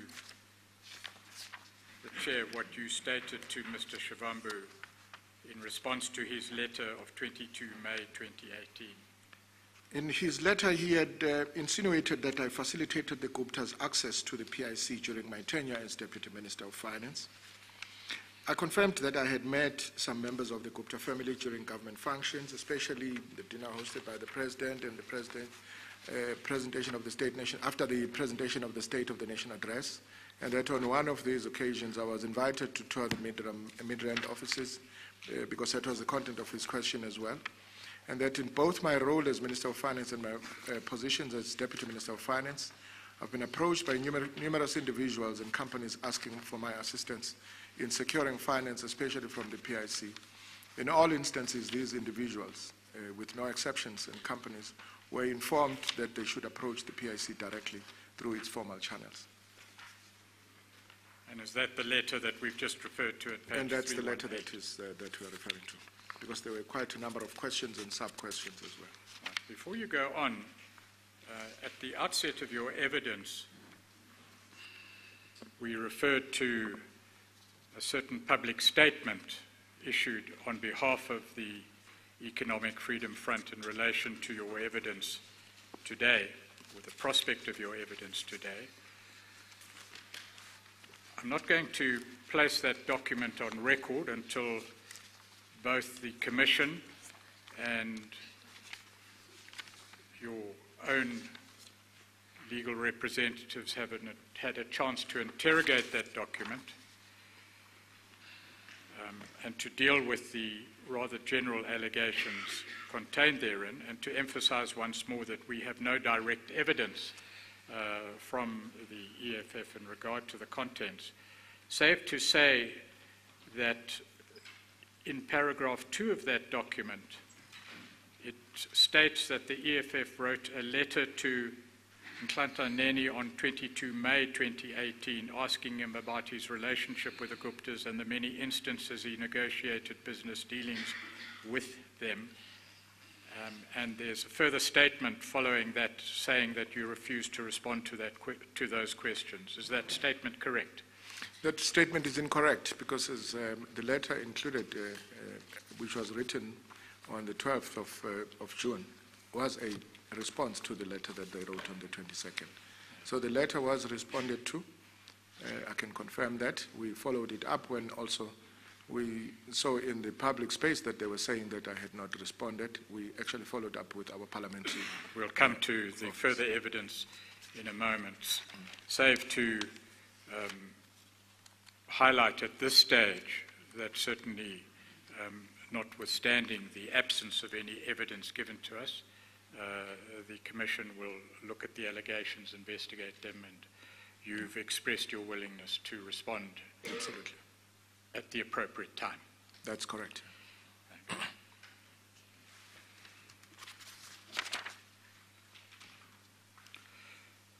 On 14 September 2018, did you receive another set of questions from Mr. Shavambu? Indeed, I did, which is now in the form of the parliamentary question, insinuating again that I had meetings with the Gupta family when I was Deputy Minister of Finance to discuss business dealings and in particular in relation to PIC funding of the Gupta family. He further insinuates that I was contacted by the Gupta family when I was Minister of Finance to secure promises that I had made to them whilst I was Deputy Minister of Finance. I am yet to respond to the subsequent questions raised by Mr. Shavambu. However, I wish to confirm that other than what I've indicated above, I've never had any meetings with them to discuss their business funding from the PIC when I was Deputy Minister of Finance or when I was Minister of Finance, other than what I've stated above. We've dealt briefly with your official position as Chair of PIC. Again,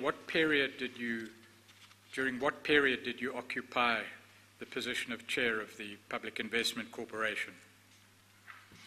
Well, I'd like to point out that I became Chair of the PIC between 2009 to 2014 in my capacity as Deputy Minister. And as it was practice that Deputy Minister is appointed by Cabinet as a non-executive director and Chair of the Board of the PIC. And as is the practice with this role, I was not involved in decision-making except where a specific transaction would have had to be approved by the board. And that would be as per the delegation of authority transactions over a certain value? True.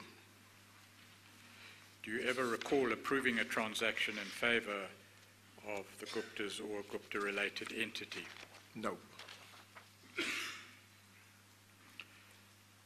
But I must also just state that all investments approved by the PIC, as stated in paragraph 55, are made in terms of investment mandate and must fit the mandate. And approvals are also done in terms of the board-approved delegations of authority. And if the transaction had served on the board, I would have not been the one making a decision, if it did, but the collective board. And in relation to any allegation that might be made that you acted inappropriately with regard to any investments made by the PIC, what is your response? Again, I deny that I've ever acted inappropriately with regard to any investments made by the PIC. I deny any and every allegation also that I knowingly acted to promote any funding from the PIC for any business involving my son, as the EFF has also alleged in the social media. What was that allegation? The allegation was that my son's oil company benefited from the PIC whilst I was chair of the... And what do you say about that particular allegation? I indeed do deny any and every allegation that I acted to promote any funding from the PIC for any business involving my son. And it is a matter that we are also pursuing with the PIC to obtain any evidence if there is any thing of that nature. And that may be the subject of further investigations.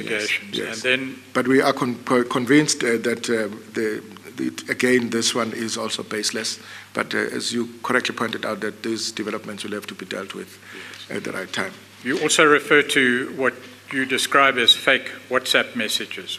What was the import of those? Absolutely. It is in the same WhatsApp message where the EFF also alleges that my wife received foreign funds into her offshore account. Again, I reject with the contempt it deserves that fake WhatsApp messages alleging my wife has received any foreign funds in any account belonging to her. She does not have any foreign account and did not receive any funds from any foreign sources. Right. You've given general evidence in relation to Treasury, its integrity, attacks on its integrity and personnel. In relation to these particular incidents, were they, in your view, simply random attacks on yourself and your integrity, or do you place any more import on them than that? Well, whenever I was confronted with making any final decision on any request made to me by anybody, my practice is always to ensure that the department first provides me with advice and also that I approve requests that are within my legal and statutory powers. Yes, we understand that. My question, and perhaps it wasn't clear, do you have any comment to make about the origins of these accusations, why they should be made? I have absolutely no idea where they are coming from. I'm only just, I find it interesting, what I find interesting is the timing of these allegations and the manner in which they are raised in the social media and not through the appropriate channels when we know that they are such. And in relation to the timing, what is significant? Well, the timing was, it was just a few days before my appearance before the commission.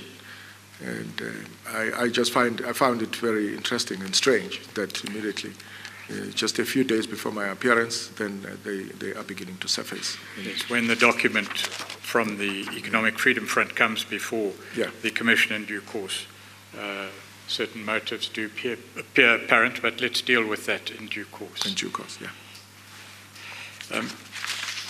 Can we move on then to the nuclear procurement issue, and in particular the summit that took place in Russia?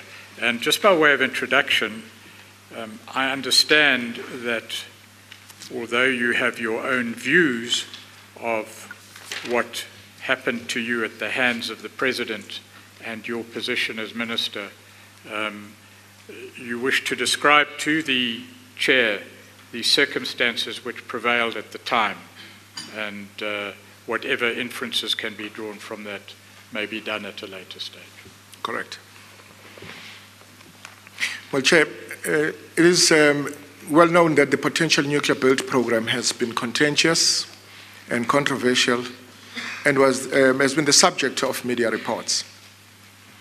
Preparations for the implementation of the nuclear build program began in 2011 with the Cabinet approval and subsequent promulgation of the Integrated Resource Plan, the IRP 2010, which provided for nuclear power to contribute an additional 9.6 gigawatts to the energy mix by 2030, with the first new plant coming online in 2023. What is the origins of the Integrated Resource Plan? What are the origins of such a plan? Under whose auspices is that plan developed? That plan is intended to map out how government is going to implement its energy resourcing of the country. And who is responsible for the preparation of that plan? It is the Department of Energy. Then you describe the establishment of a particular committee in November 2011. What is that committee? That committee that was established in 2011 is the National Nuclear Energy Executive Coordinating Committee, which was a political structure that would oversee the nuclear program. Was that a standing committee or was it a special purpose committee? It was a special purpose committee. At its inception, it was chaired by the then Deputy President, Mr. Kgalema Motlanthe, and later on by former President Zuma, who took over the chairing of this committee. In 2014, it was transformed into the Energy Security Cabinet Subcommittee, which was led by the President and included the then Minister of Energy, Mr. Ben Martens, and other relevant ministers. Were there subcommittees that were relevant to this exercise? The Energy Security Cabinet Subcommittee was supported by a technical committee, the Nuclear Energy Technical Committee, which was headed by the Department of Energy. But underneath it were various technical committees from different departments. For instance, the Corporate Finance and Procurement Sub-Work Group, where the Treasury officials participated, had Treasury and Department of Public Enterprises as co-chairs. What was the relationship between the Department of Energy and Treasury in relation to the nuclear program? And I ask this question particularly because of what transpired later at a cabinet meeting on the 9th of December 2015. The two departments were supposed to consult each other, especially with regards to National Treasury's responsibility on the affordability and the feasibility of the implementation of the. We'll say a little more about that in due course. But did the Department of Energy provide Treasury with a feasibility study? Indeed, in December 2013, the Department of Energy provided Treasury with a draft feasibility study for the nuclear program. Treasury's response? And upon review of the Treasury's analysis of the draft feasibility study, it became apparent to me that regardless of the underlying policy rationale to develop nuclear energy capacity, the costs associated with it were astronomical. The envisaged 9.6 gigawatt nuclear new build program would have constituted the largest public investment program in South Africa's history, and relative to the size of the South African economy, would have been one of the largest public sector investments ever undertaken internationally. By that you mean undertaken by any other country? Absolutely. The total investment required would have had material consequences for Eskom's and the country's foreign and domestic debt, fiscal and financial position, the balance of payment and sovereign balance sheet for decades to come, as well as investment grading, which would have had implications for all South Africans. Before you go on, Minister Nene, obviously it would be unfair to ask you to give precise figures or amounts, but could you give the Chair an idea of the size of the financial investment that would be required in relation to the budget? Look, in the absence of a study, because as we spoke earlier here about a feasibility study which was a draft, and the costings taking into account a number of factors and a number of scenarios that the National Treasury had started running, but there wasn't a proper funding model also on the table. So we hadn't arrived at a figure, but it's for that reason that we looked at it with the different scenarios. I remember, I just don't have the figures with me, but I remember one of them actually where we had said, if we were to break it down into sizable chunks where at least 2.4 gigawatts were to be, in the initial phase, it would come to it with taking into account the exchange rate at that time. It would have perhaps come to something like half a trillion, a quarter of a trillion, 250 billion rands. Right. That's just for a phased approach. For a phased approach, that was just about. Would that mean, and I don't want to be superficial here, but that if one tried to cost, in the most general terms, the project as a whole, it might exceed 1 trillion. It could have, rand, given the exchange rate at that time, but going forward. But it was one of those that you couldn't conclusively say that was the figure, because it needed more work to be done in order to be able to arrive at a real number. But given the size of the cost of the exercise, you say that, well, it is clear that it couldn't be paid for in cash, but what would the consequences or implications be for future generations? Well, our concern was that the recovery of the nuclear build cost through the tariff would have profound consequences for the economy and the South African users of electricity. This point had become much clearer for me in the face of mounting resistance to the electronic tolling in Gauteng, where the user pay principle was being turned on its head.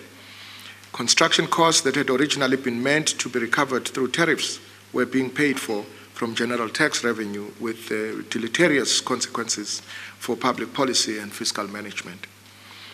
Yes, and you refer to consequences being there for decades. Correct. There would have been large risks associated with the nuclear build program. Global experience also, if I were to venture into that one, has shown that the large upfront capital investment, long construction period, and the complexity of nuclear projects means that nuclear power projects are especially sensitive to construction risks arising from delays and disruptions, cost overruns, and increases in financing costs. If these risks materialize, the increased costs are locked into the cost of electricity for the lifetime of the project. Therefore, the proposed nuclear program was not only scrutinized by the stakeholders involved, but it was questioned by the public whose funds were going to be used to finance it. These implications, did they place any burden on Treasury? Indeed, which meant that Treasury needed to carefully study the feasibility and fiscal affordability of the proposed nuclear project. The funding model was central to the determination of affordability. In other words, key issues were the fiscal affordability of the funding, or guarantees to secure borrowing that would be required to finance the project, and the impact on the economy of the electricity tariff required to repay the debt used to finance the project. In the light of legal obligations of my position, I would ultimately have to approve, on behalf of government, the funding model based on its viability. Just to pause there, we may assume without leading that the implementation of a project of this size would require substantial borrowings. You've mentioned that that would have implications for the fiscus for decades. What would the funding of the project have meant for other government functions and responsibilities? Well, it would have implications without a doubt. Because when you have a major project of this nature, the impact actually does filter to other departments as well, in terms of either crowding out some of the expenditure that otherwise would have gone to other government expenditure. And as you've testified to, the experience of relying on self-funding models has not turned out to be a reliable method of funding. Absolutely. I make an example of the Gauteng Freeway Improvement Project with e-tolls, where there was a revolt and the public not being keen to pay for the roads that had already been constructed with major risks to the fiscus. Right. And your evidence thus far, as I understand it, is that insofar as the project or proposal was in the hands of the Ministry of Energy, the financial funding model had not been adequately or properly investigated. Indeed. Yes. What happened then on the 22nd of September 2014? Well, on the 22nd of September 2014, we were informed that the new Minister of Energy, because remember the former minister was Minister Ben Martens, Minister of Energy was now Ms. Zuma Peterson, who announced that Russia and South Africa had signed an intergovernmental framework agreement.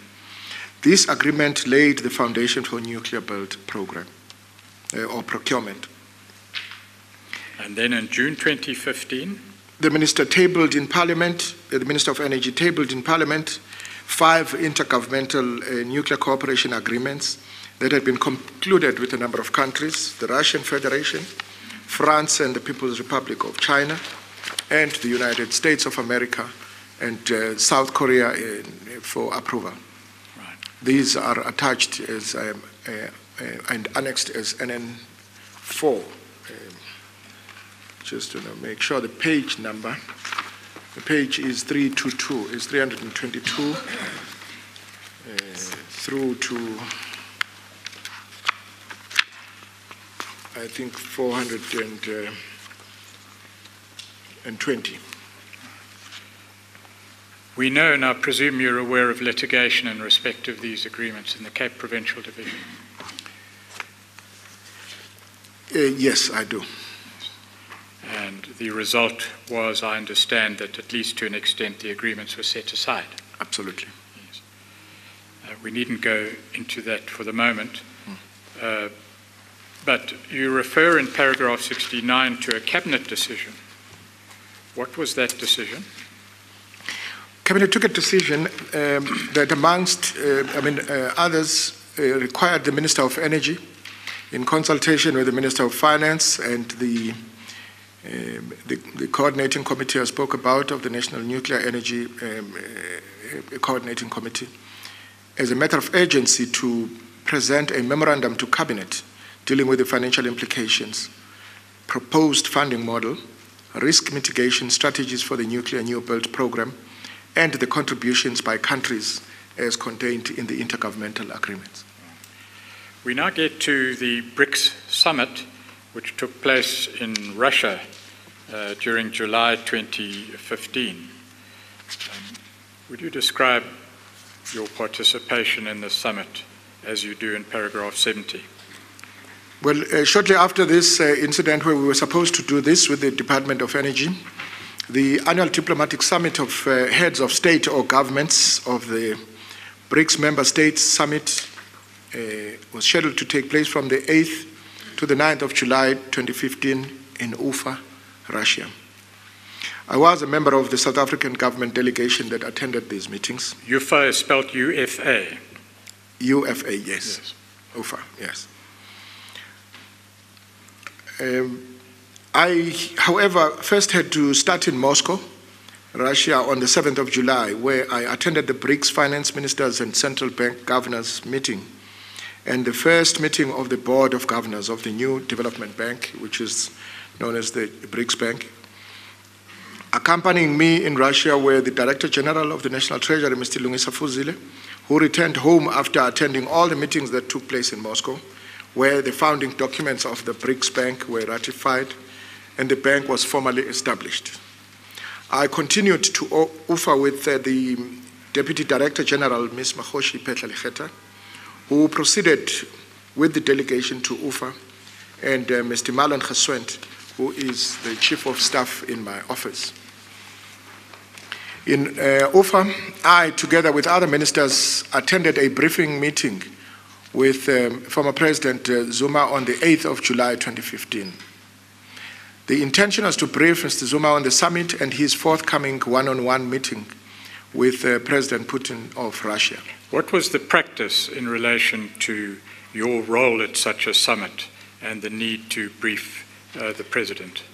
Well, the President had to be briefed on a number of things, including agreements. For instance, in this instance, we had just concluded the establishment of the bank. All of that information needed to be given to the President so that the President is aware of those things, because this heads of state summit is mainly for heads of state. Our contribution is a supportive role. Matters of some importance, I presume. Absolutely. Rather than deal with these matters, the former President chose to deal with the issue of nuclear procurement.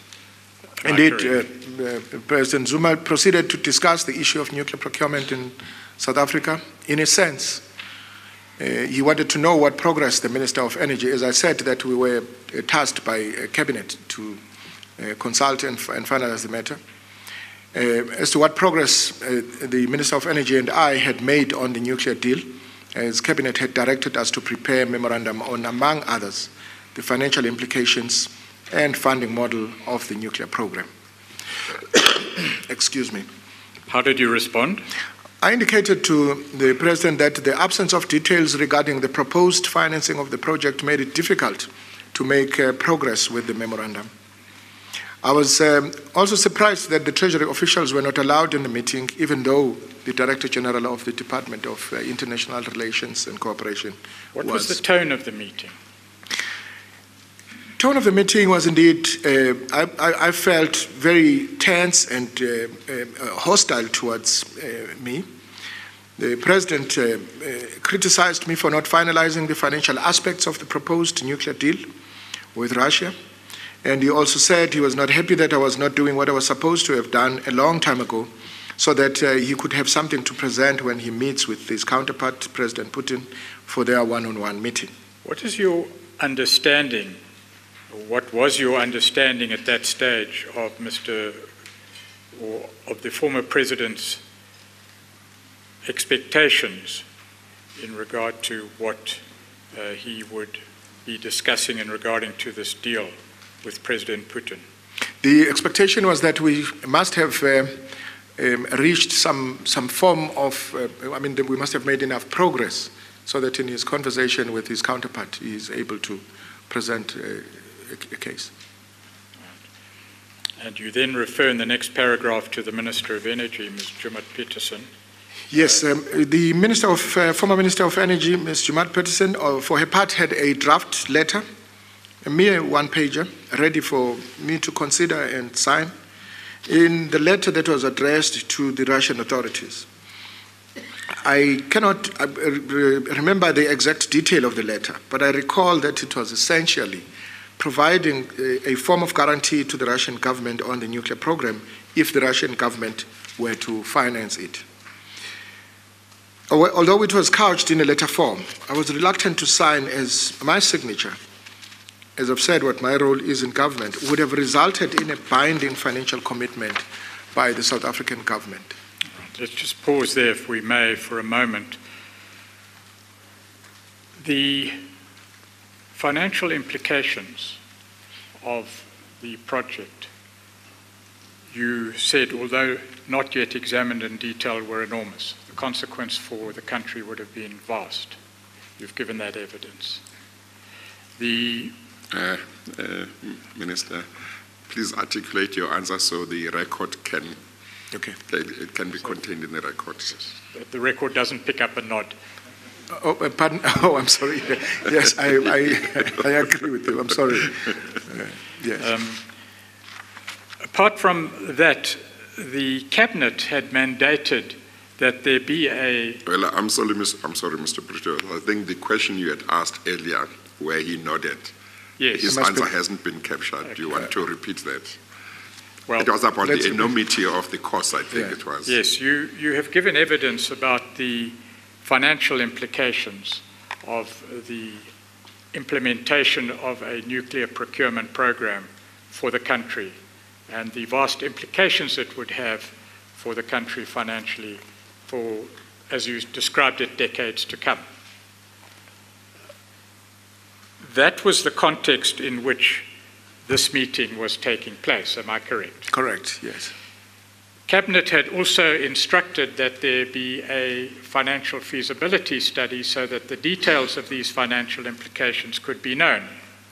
That's correct, yes. Had this work been done by the time you and Ms. Zuma Peterson were present in this meeting with the former president?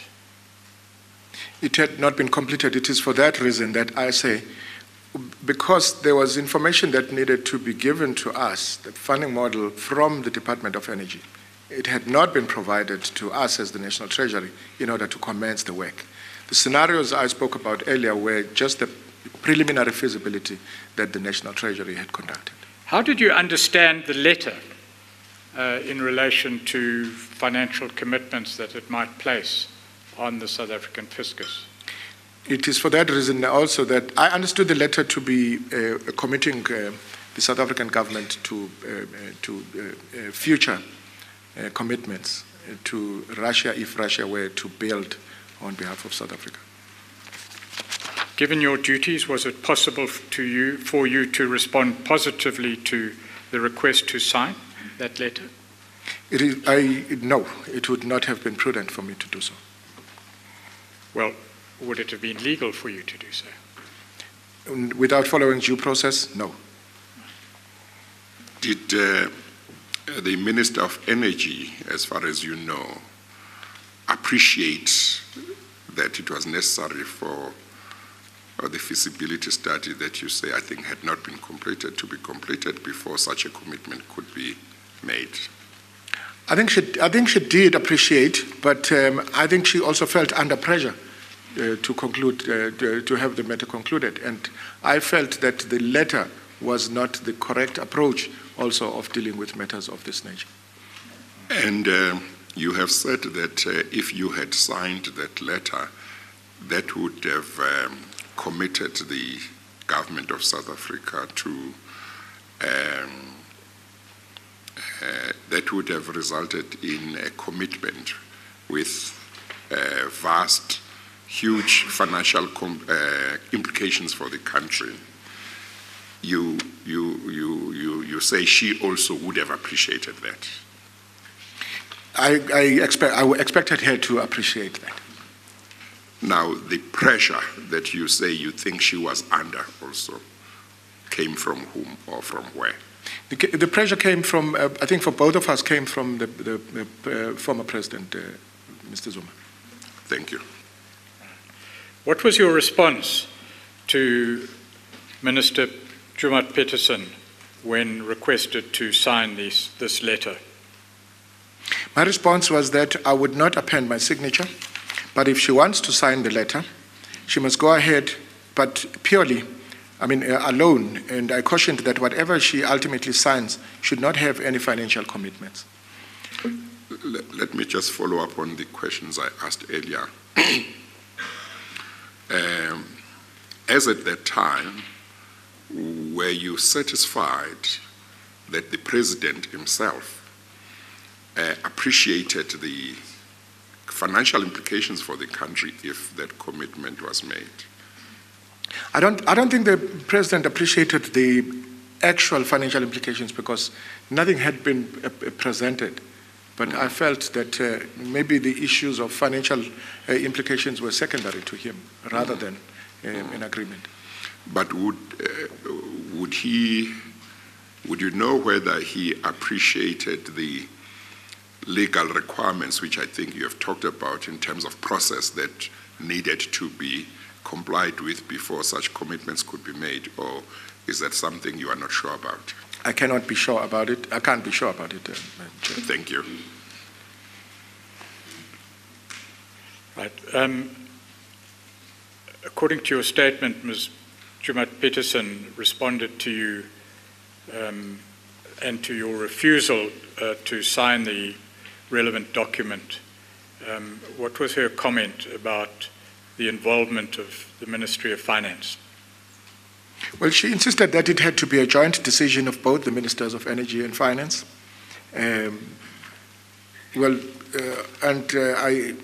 She was not satisfied with my response, but agreed to revise the letter.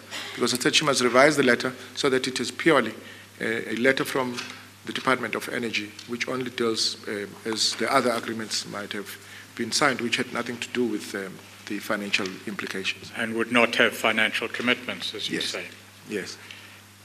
What happened after that meeting? Well, I took a break with the officials that I was traveling with and briefed them on the meeting and my refusal to sign the letter presented to me by the Minister of Energy. And after that, if I may proceed. Yes, please. And after that, about an hour later, the Minister of Energy brought a revised letter to me. And after reading it, I recall concluding that the fiscal and financial implications still remained. I rejected the letter again. What was her response? Pardon? What was her response to your rejection of the letter? Well, she was concerned about what she is now going to present to the president. And I then, because given my refusal to sign, I told her that I don't know what she should say, but I wouldn't sign without seeing and approving the funding model as duly required by Cabinet and without the necessary process being followed for such a big project. She left, and I was not presented with any further version of the letter. Given your interactions with Minister Zuma Peterson at that stage, what was your impression of any anxiety that she may have had or any pressure that she might have felt in relation to having to report back your refusal to the former president? I could see she really wanted to give a positive response to the president. But it was unfortunate that if that response would be carrying financial implications, I was not in a position to assist her. What were the consequences then of your refusal to sign that letter and the revised letter? Well, as a result of my refusal to sign the letter, it was clear that I was seen as a person standing in the way of this nuclear deal. I was accused of insubordination, not only by the president, but by some of my colleagues. Were those words directly used? Pardon? The word insubordination, is that a direct quote? Not directly, but that it was inferred. Words to that effect? Yes. Yes.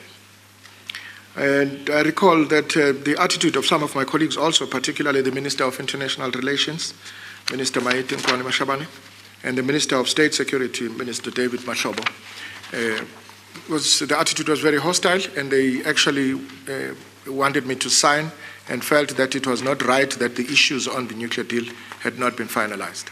What was your response to them in turn? Or what was your attitude to their attitude? Look, I stood my ground because I knew it was correct for me not to append my signature if the due processes had not been followed.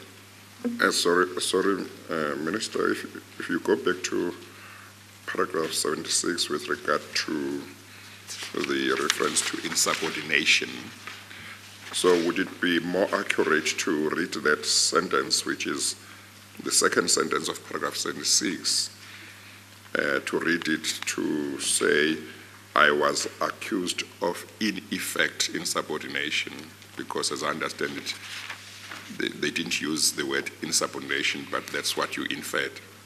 Correct. I would accept that. Okay, sure. Thank you. You were dealing with the statement at paragraph 77, Minister Nene, in relation to your own attitude to the response of your colleagues, or at least certain of your colleagues. Yes, I think my colleagues, with respect, failed to understand the implications of my signature on the document. That is, concurrence in my capacity as Minister of Finance to commitments which would have been binding on the South African government.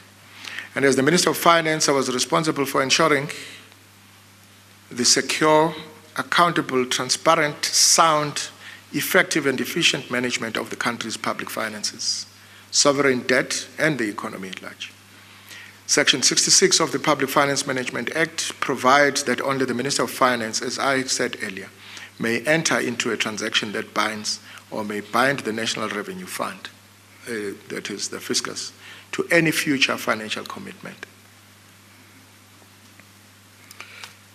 Just to pause a moment there, there are two ways of perceiving these facts. The one is in relation to what was known to you at the time.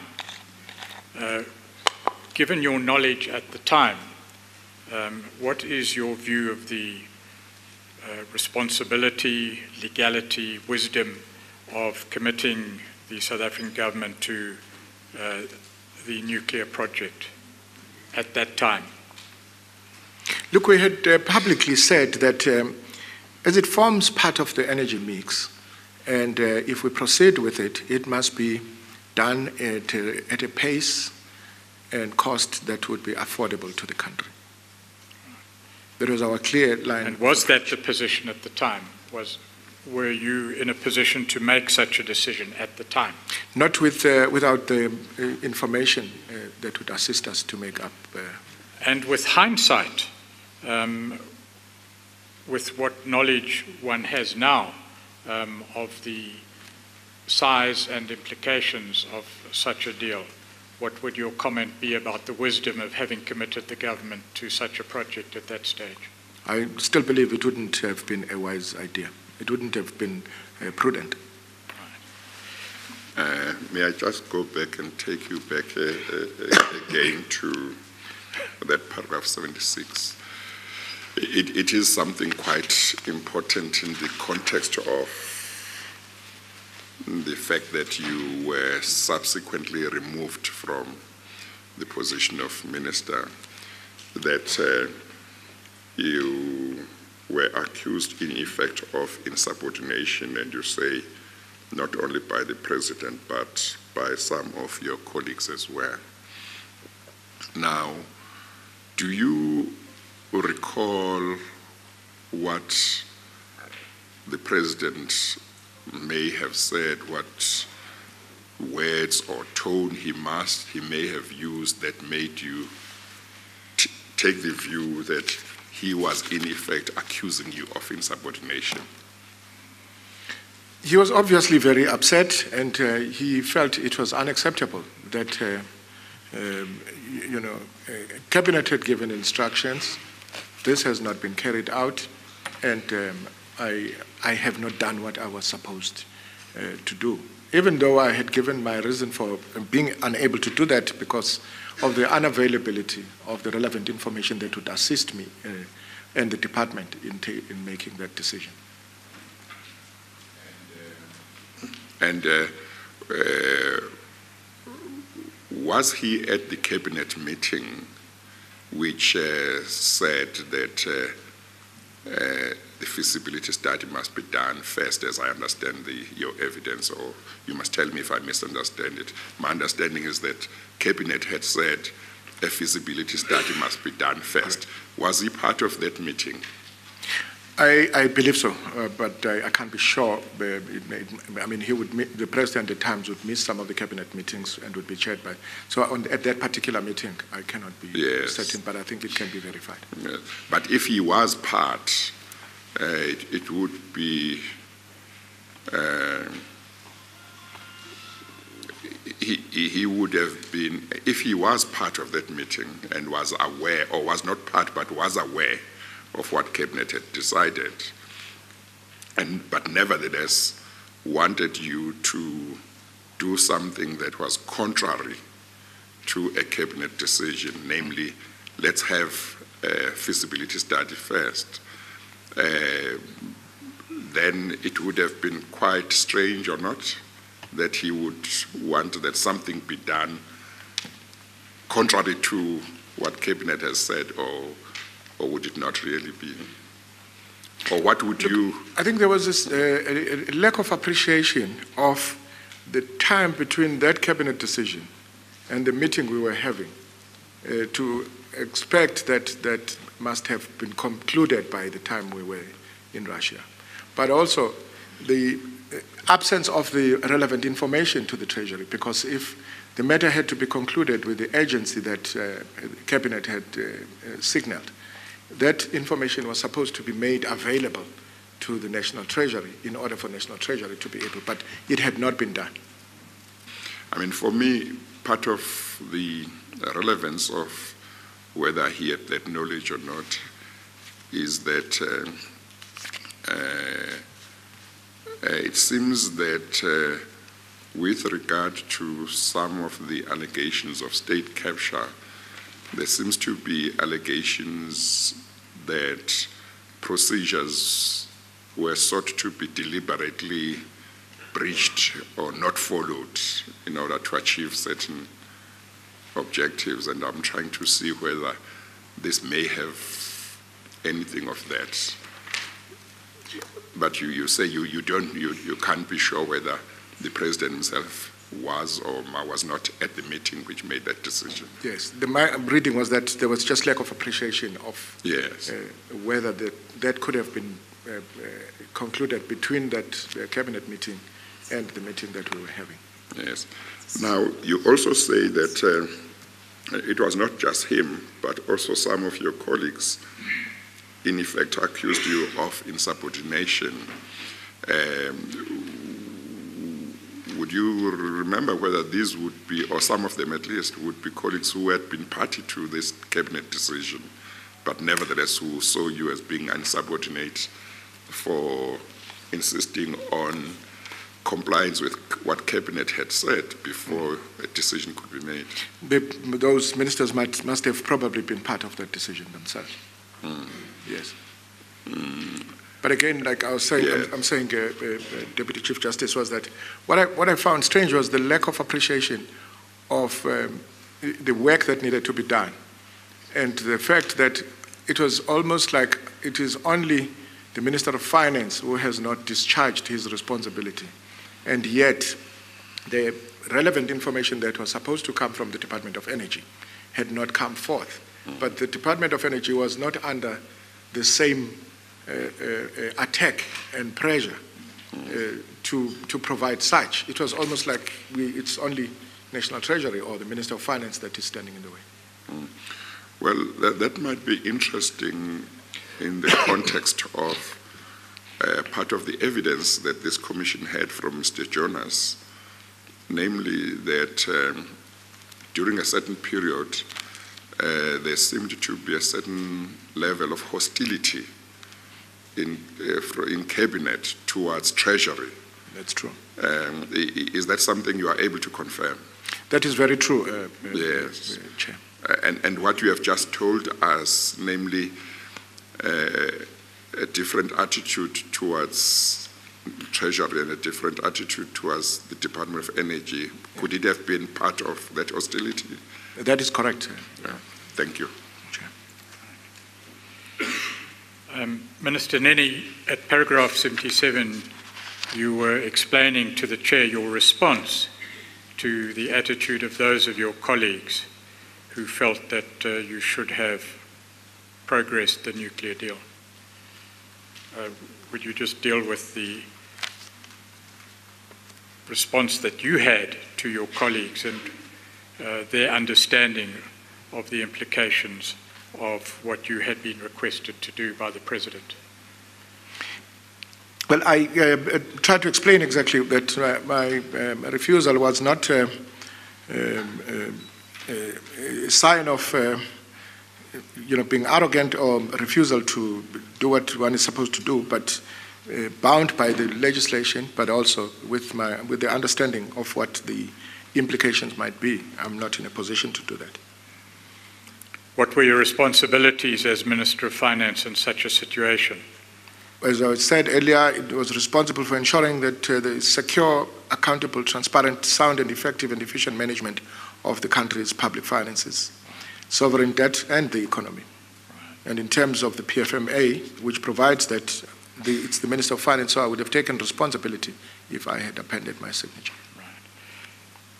Did you address the former President directly in relation to your understanding that you were required to sign that letter? I did tell the President in the meeting that I could not sign the letter without having first interrogated the financial and fiscal implications and the proposed funding model, which was in line with my statutory mandate, as well as the recent Cabinet decision of ensuring sound management, not only of government's finances, but also those of the institutions governed by the Public Finance Management Act. Did you get the impression in that meeting that the former President understood or accepted that you had these responsibilities? Look, it was a very tense meeting. It ended with us just being instructed with the Minister to go and find a solution, which we didn't find. But what did he say in response to you telling him, I have statutory obligations, I can't do this until certain things have been done? assuming he might not have known before you told him that you were acting in the manner in which you were acting because of legal obligations, now you had told him, did his attitude change in any way towards your conduct? Look, the manner in which the meeting was concluded meant that the two of us, Minister of Energy and myself, just needed to go out and find a solution so that the President is fully appraised of what response to give to his counterpart. I would say the meeting actually ended in an impasse where we just said, you go and find a solution to the matter. Thank you. You refer in paragraph 79 to certain discussions that you had with your counterparts in the Russian ministry. Would you tell the Chair about that exchange, please? Indeed. Whilst still in Ufa, I asked my counterpart, the Russian finance minister, Mr. Silvanov, and his deputy, Mr. Sergei Shatelov, whether they were aware of this nuclear deal and what exactly our countries were talking about. The deputy minister, who speaks English because the minister does not speak good English, you have to speak through the interpreter, is the one who responded that although they had heard of such discussions, they had no real idea what it was about and were not involved in the discussions. This surprised me because if I were to sign anything that had financial commitments from the Russian government, I would have expected my counterparts not only to be aware, but to play a role. Had you had any warning from the Ministry of Energy or from the Presidency that you would be requested to sign this letter at the Brics Summit in Russia? No, I had not been forewarned. And it is clear that, from your evidence at least, that your Russian counterparts were very much in the same position. Indeed.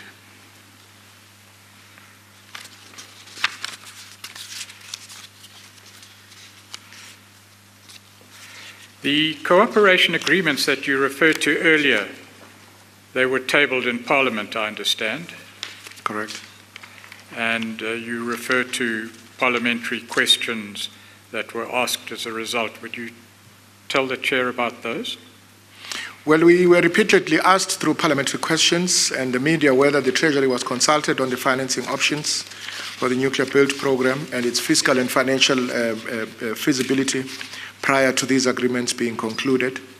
Generally, I responded to such questions by indicating that nuclear would be a substantial financial commitment and that government was undertaking a careful and thorough analysis of financing options and considering the costs, benefits, and risks of building additional nuclear power stations to ensure the affordability and long-term sustainability of the fiscus and financial soundness of the state-owned entity which was tasked with undertaking such a program.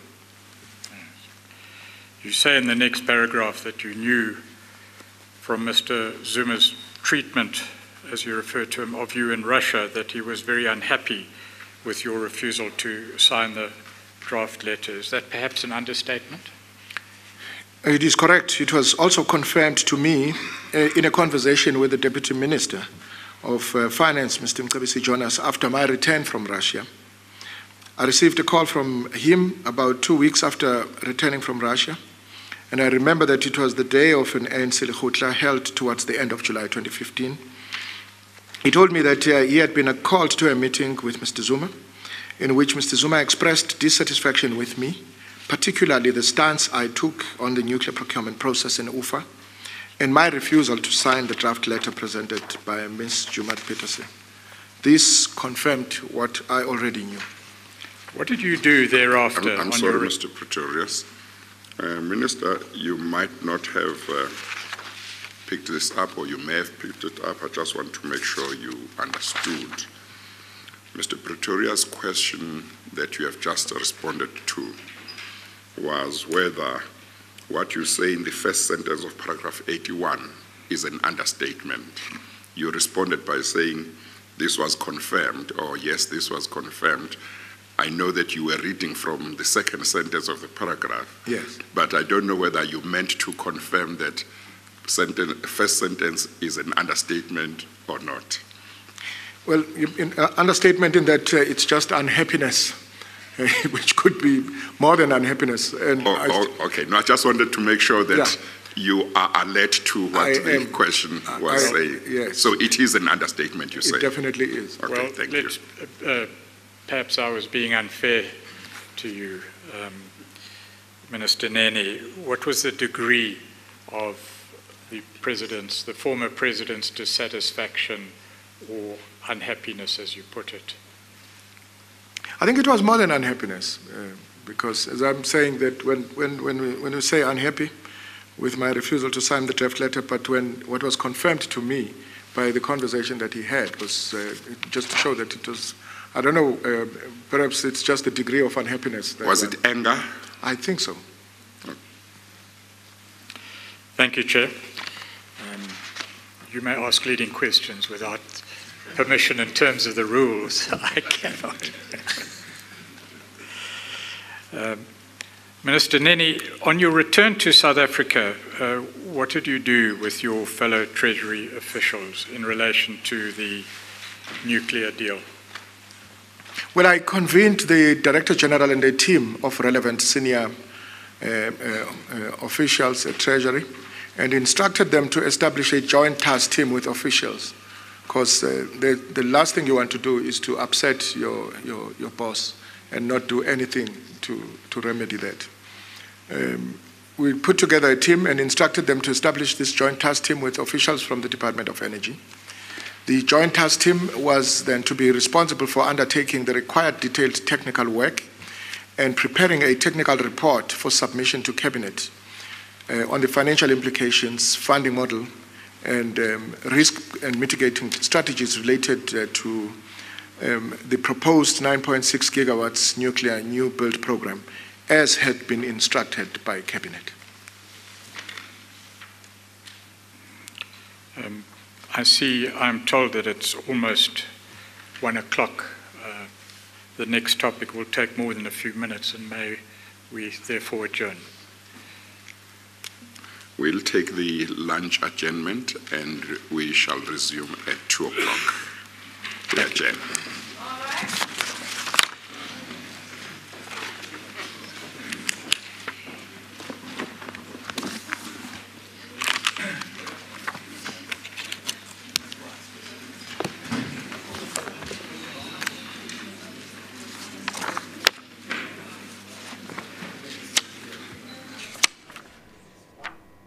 All right, we're going to cut out of that state capture inquiry that's been taking place in Johannesburg, where Nene, the finance minister,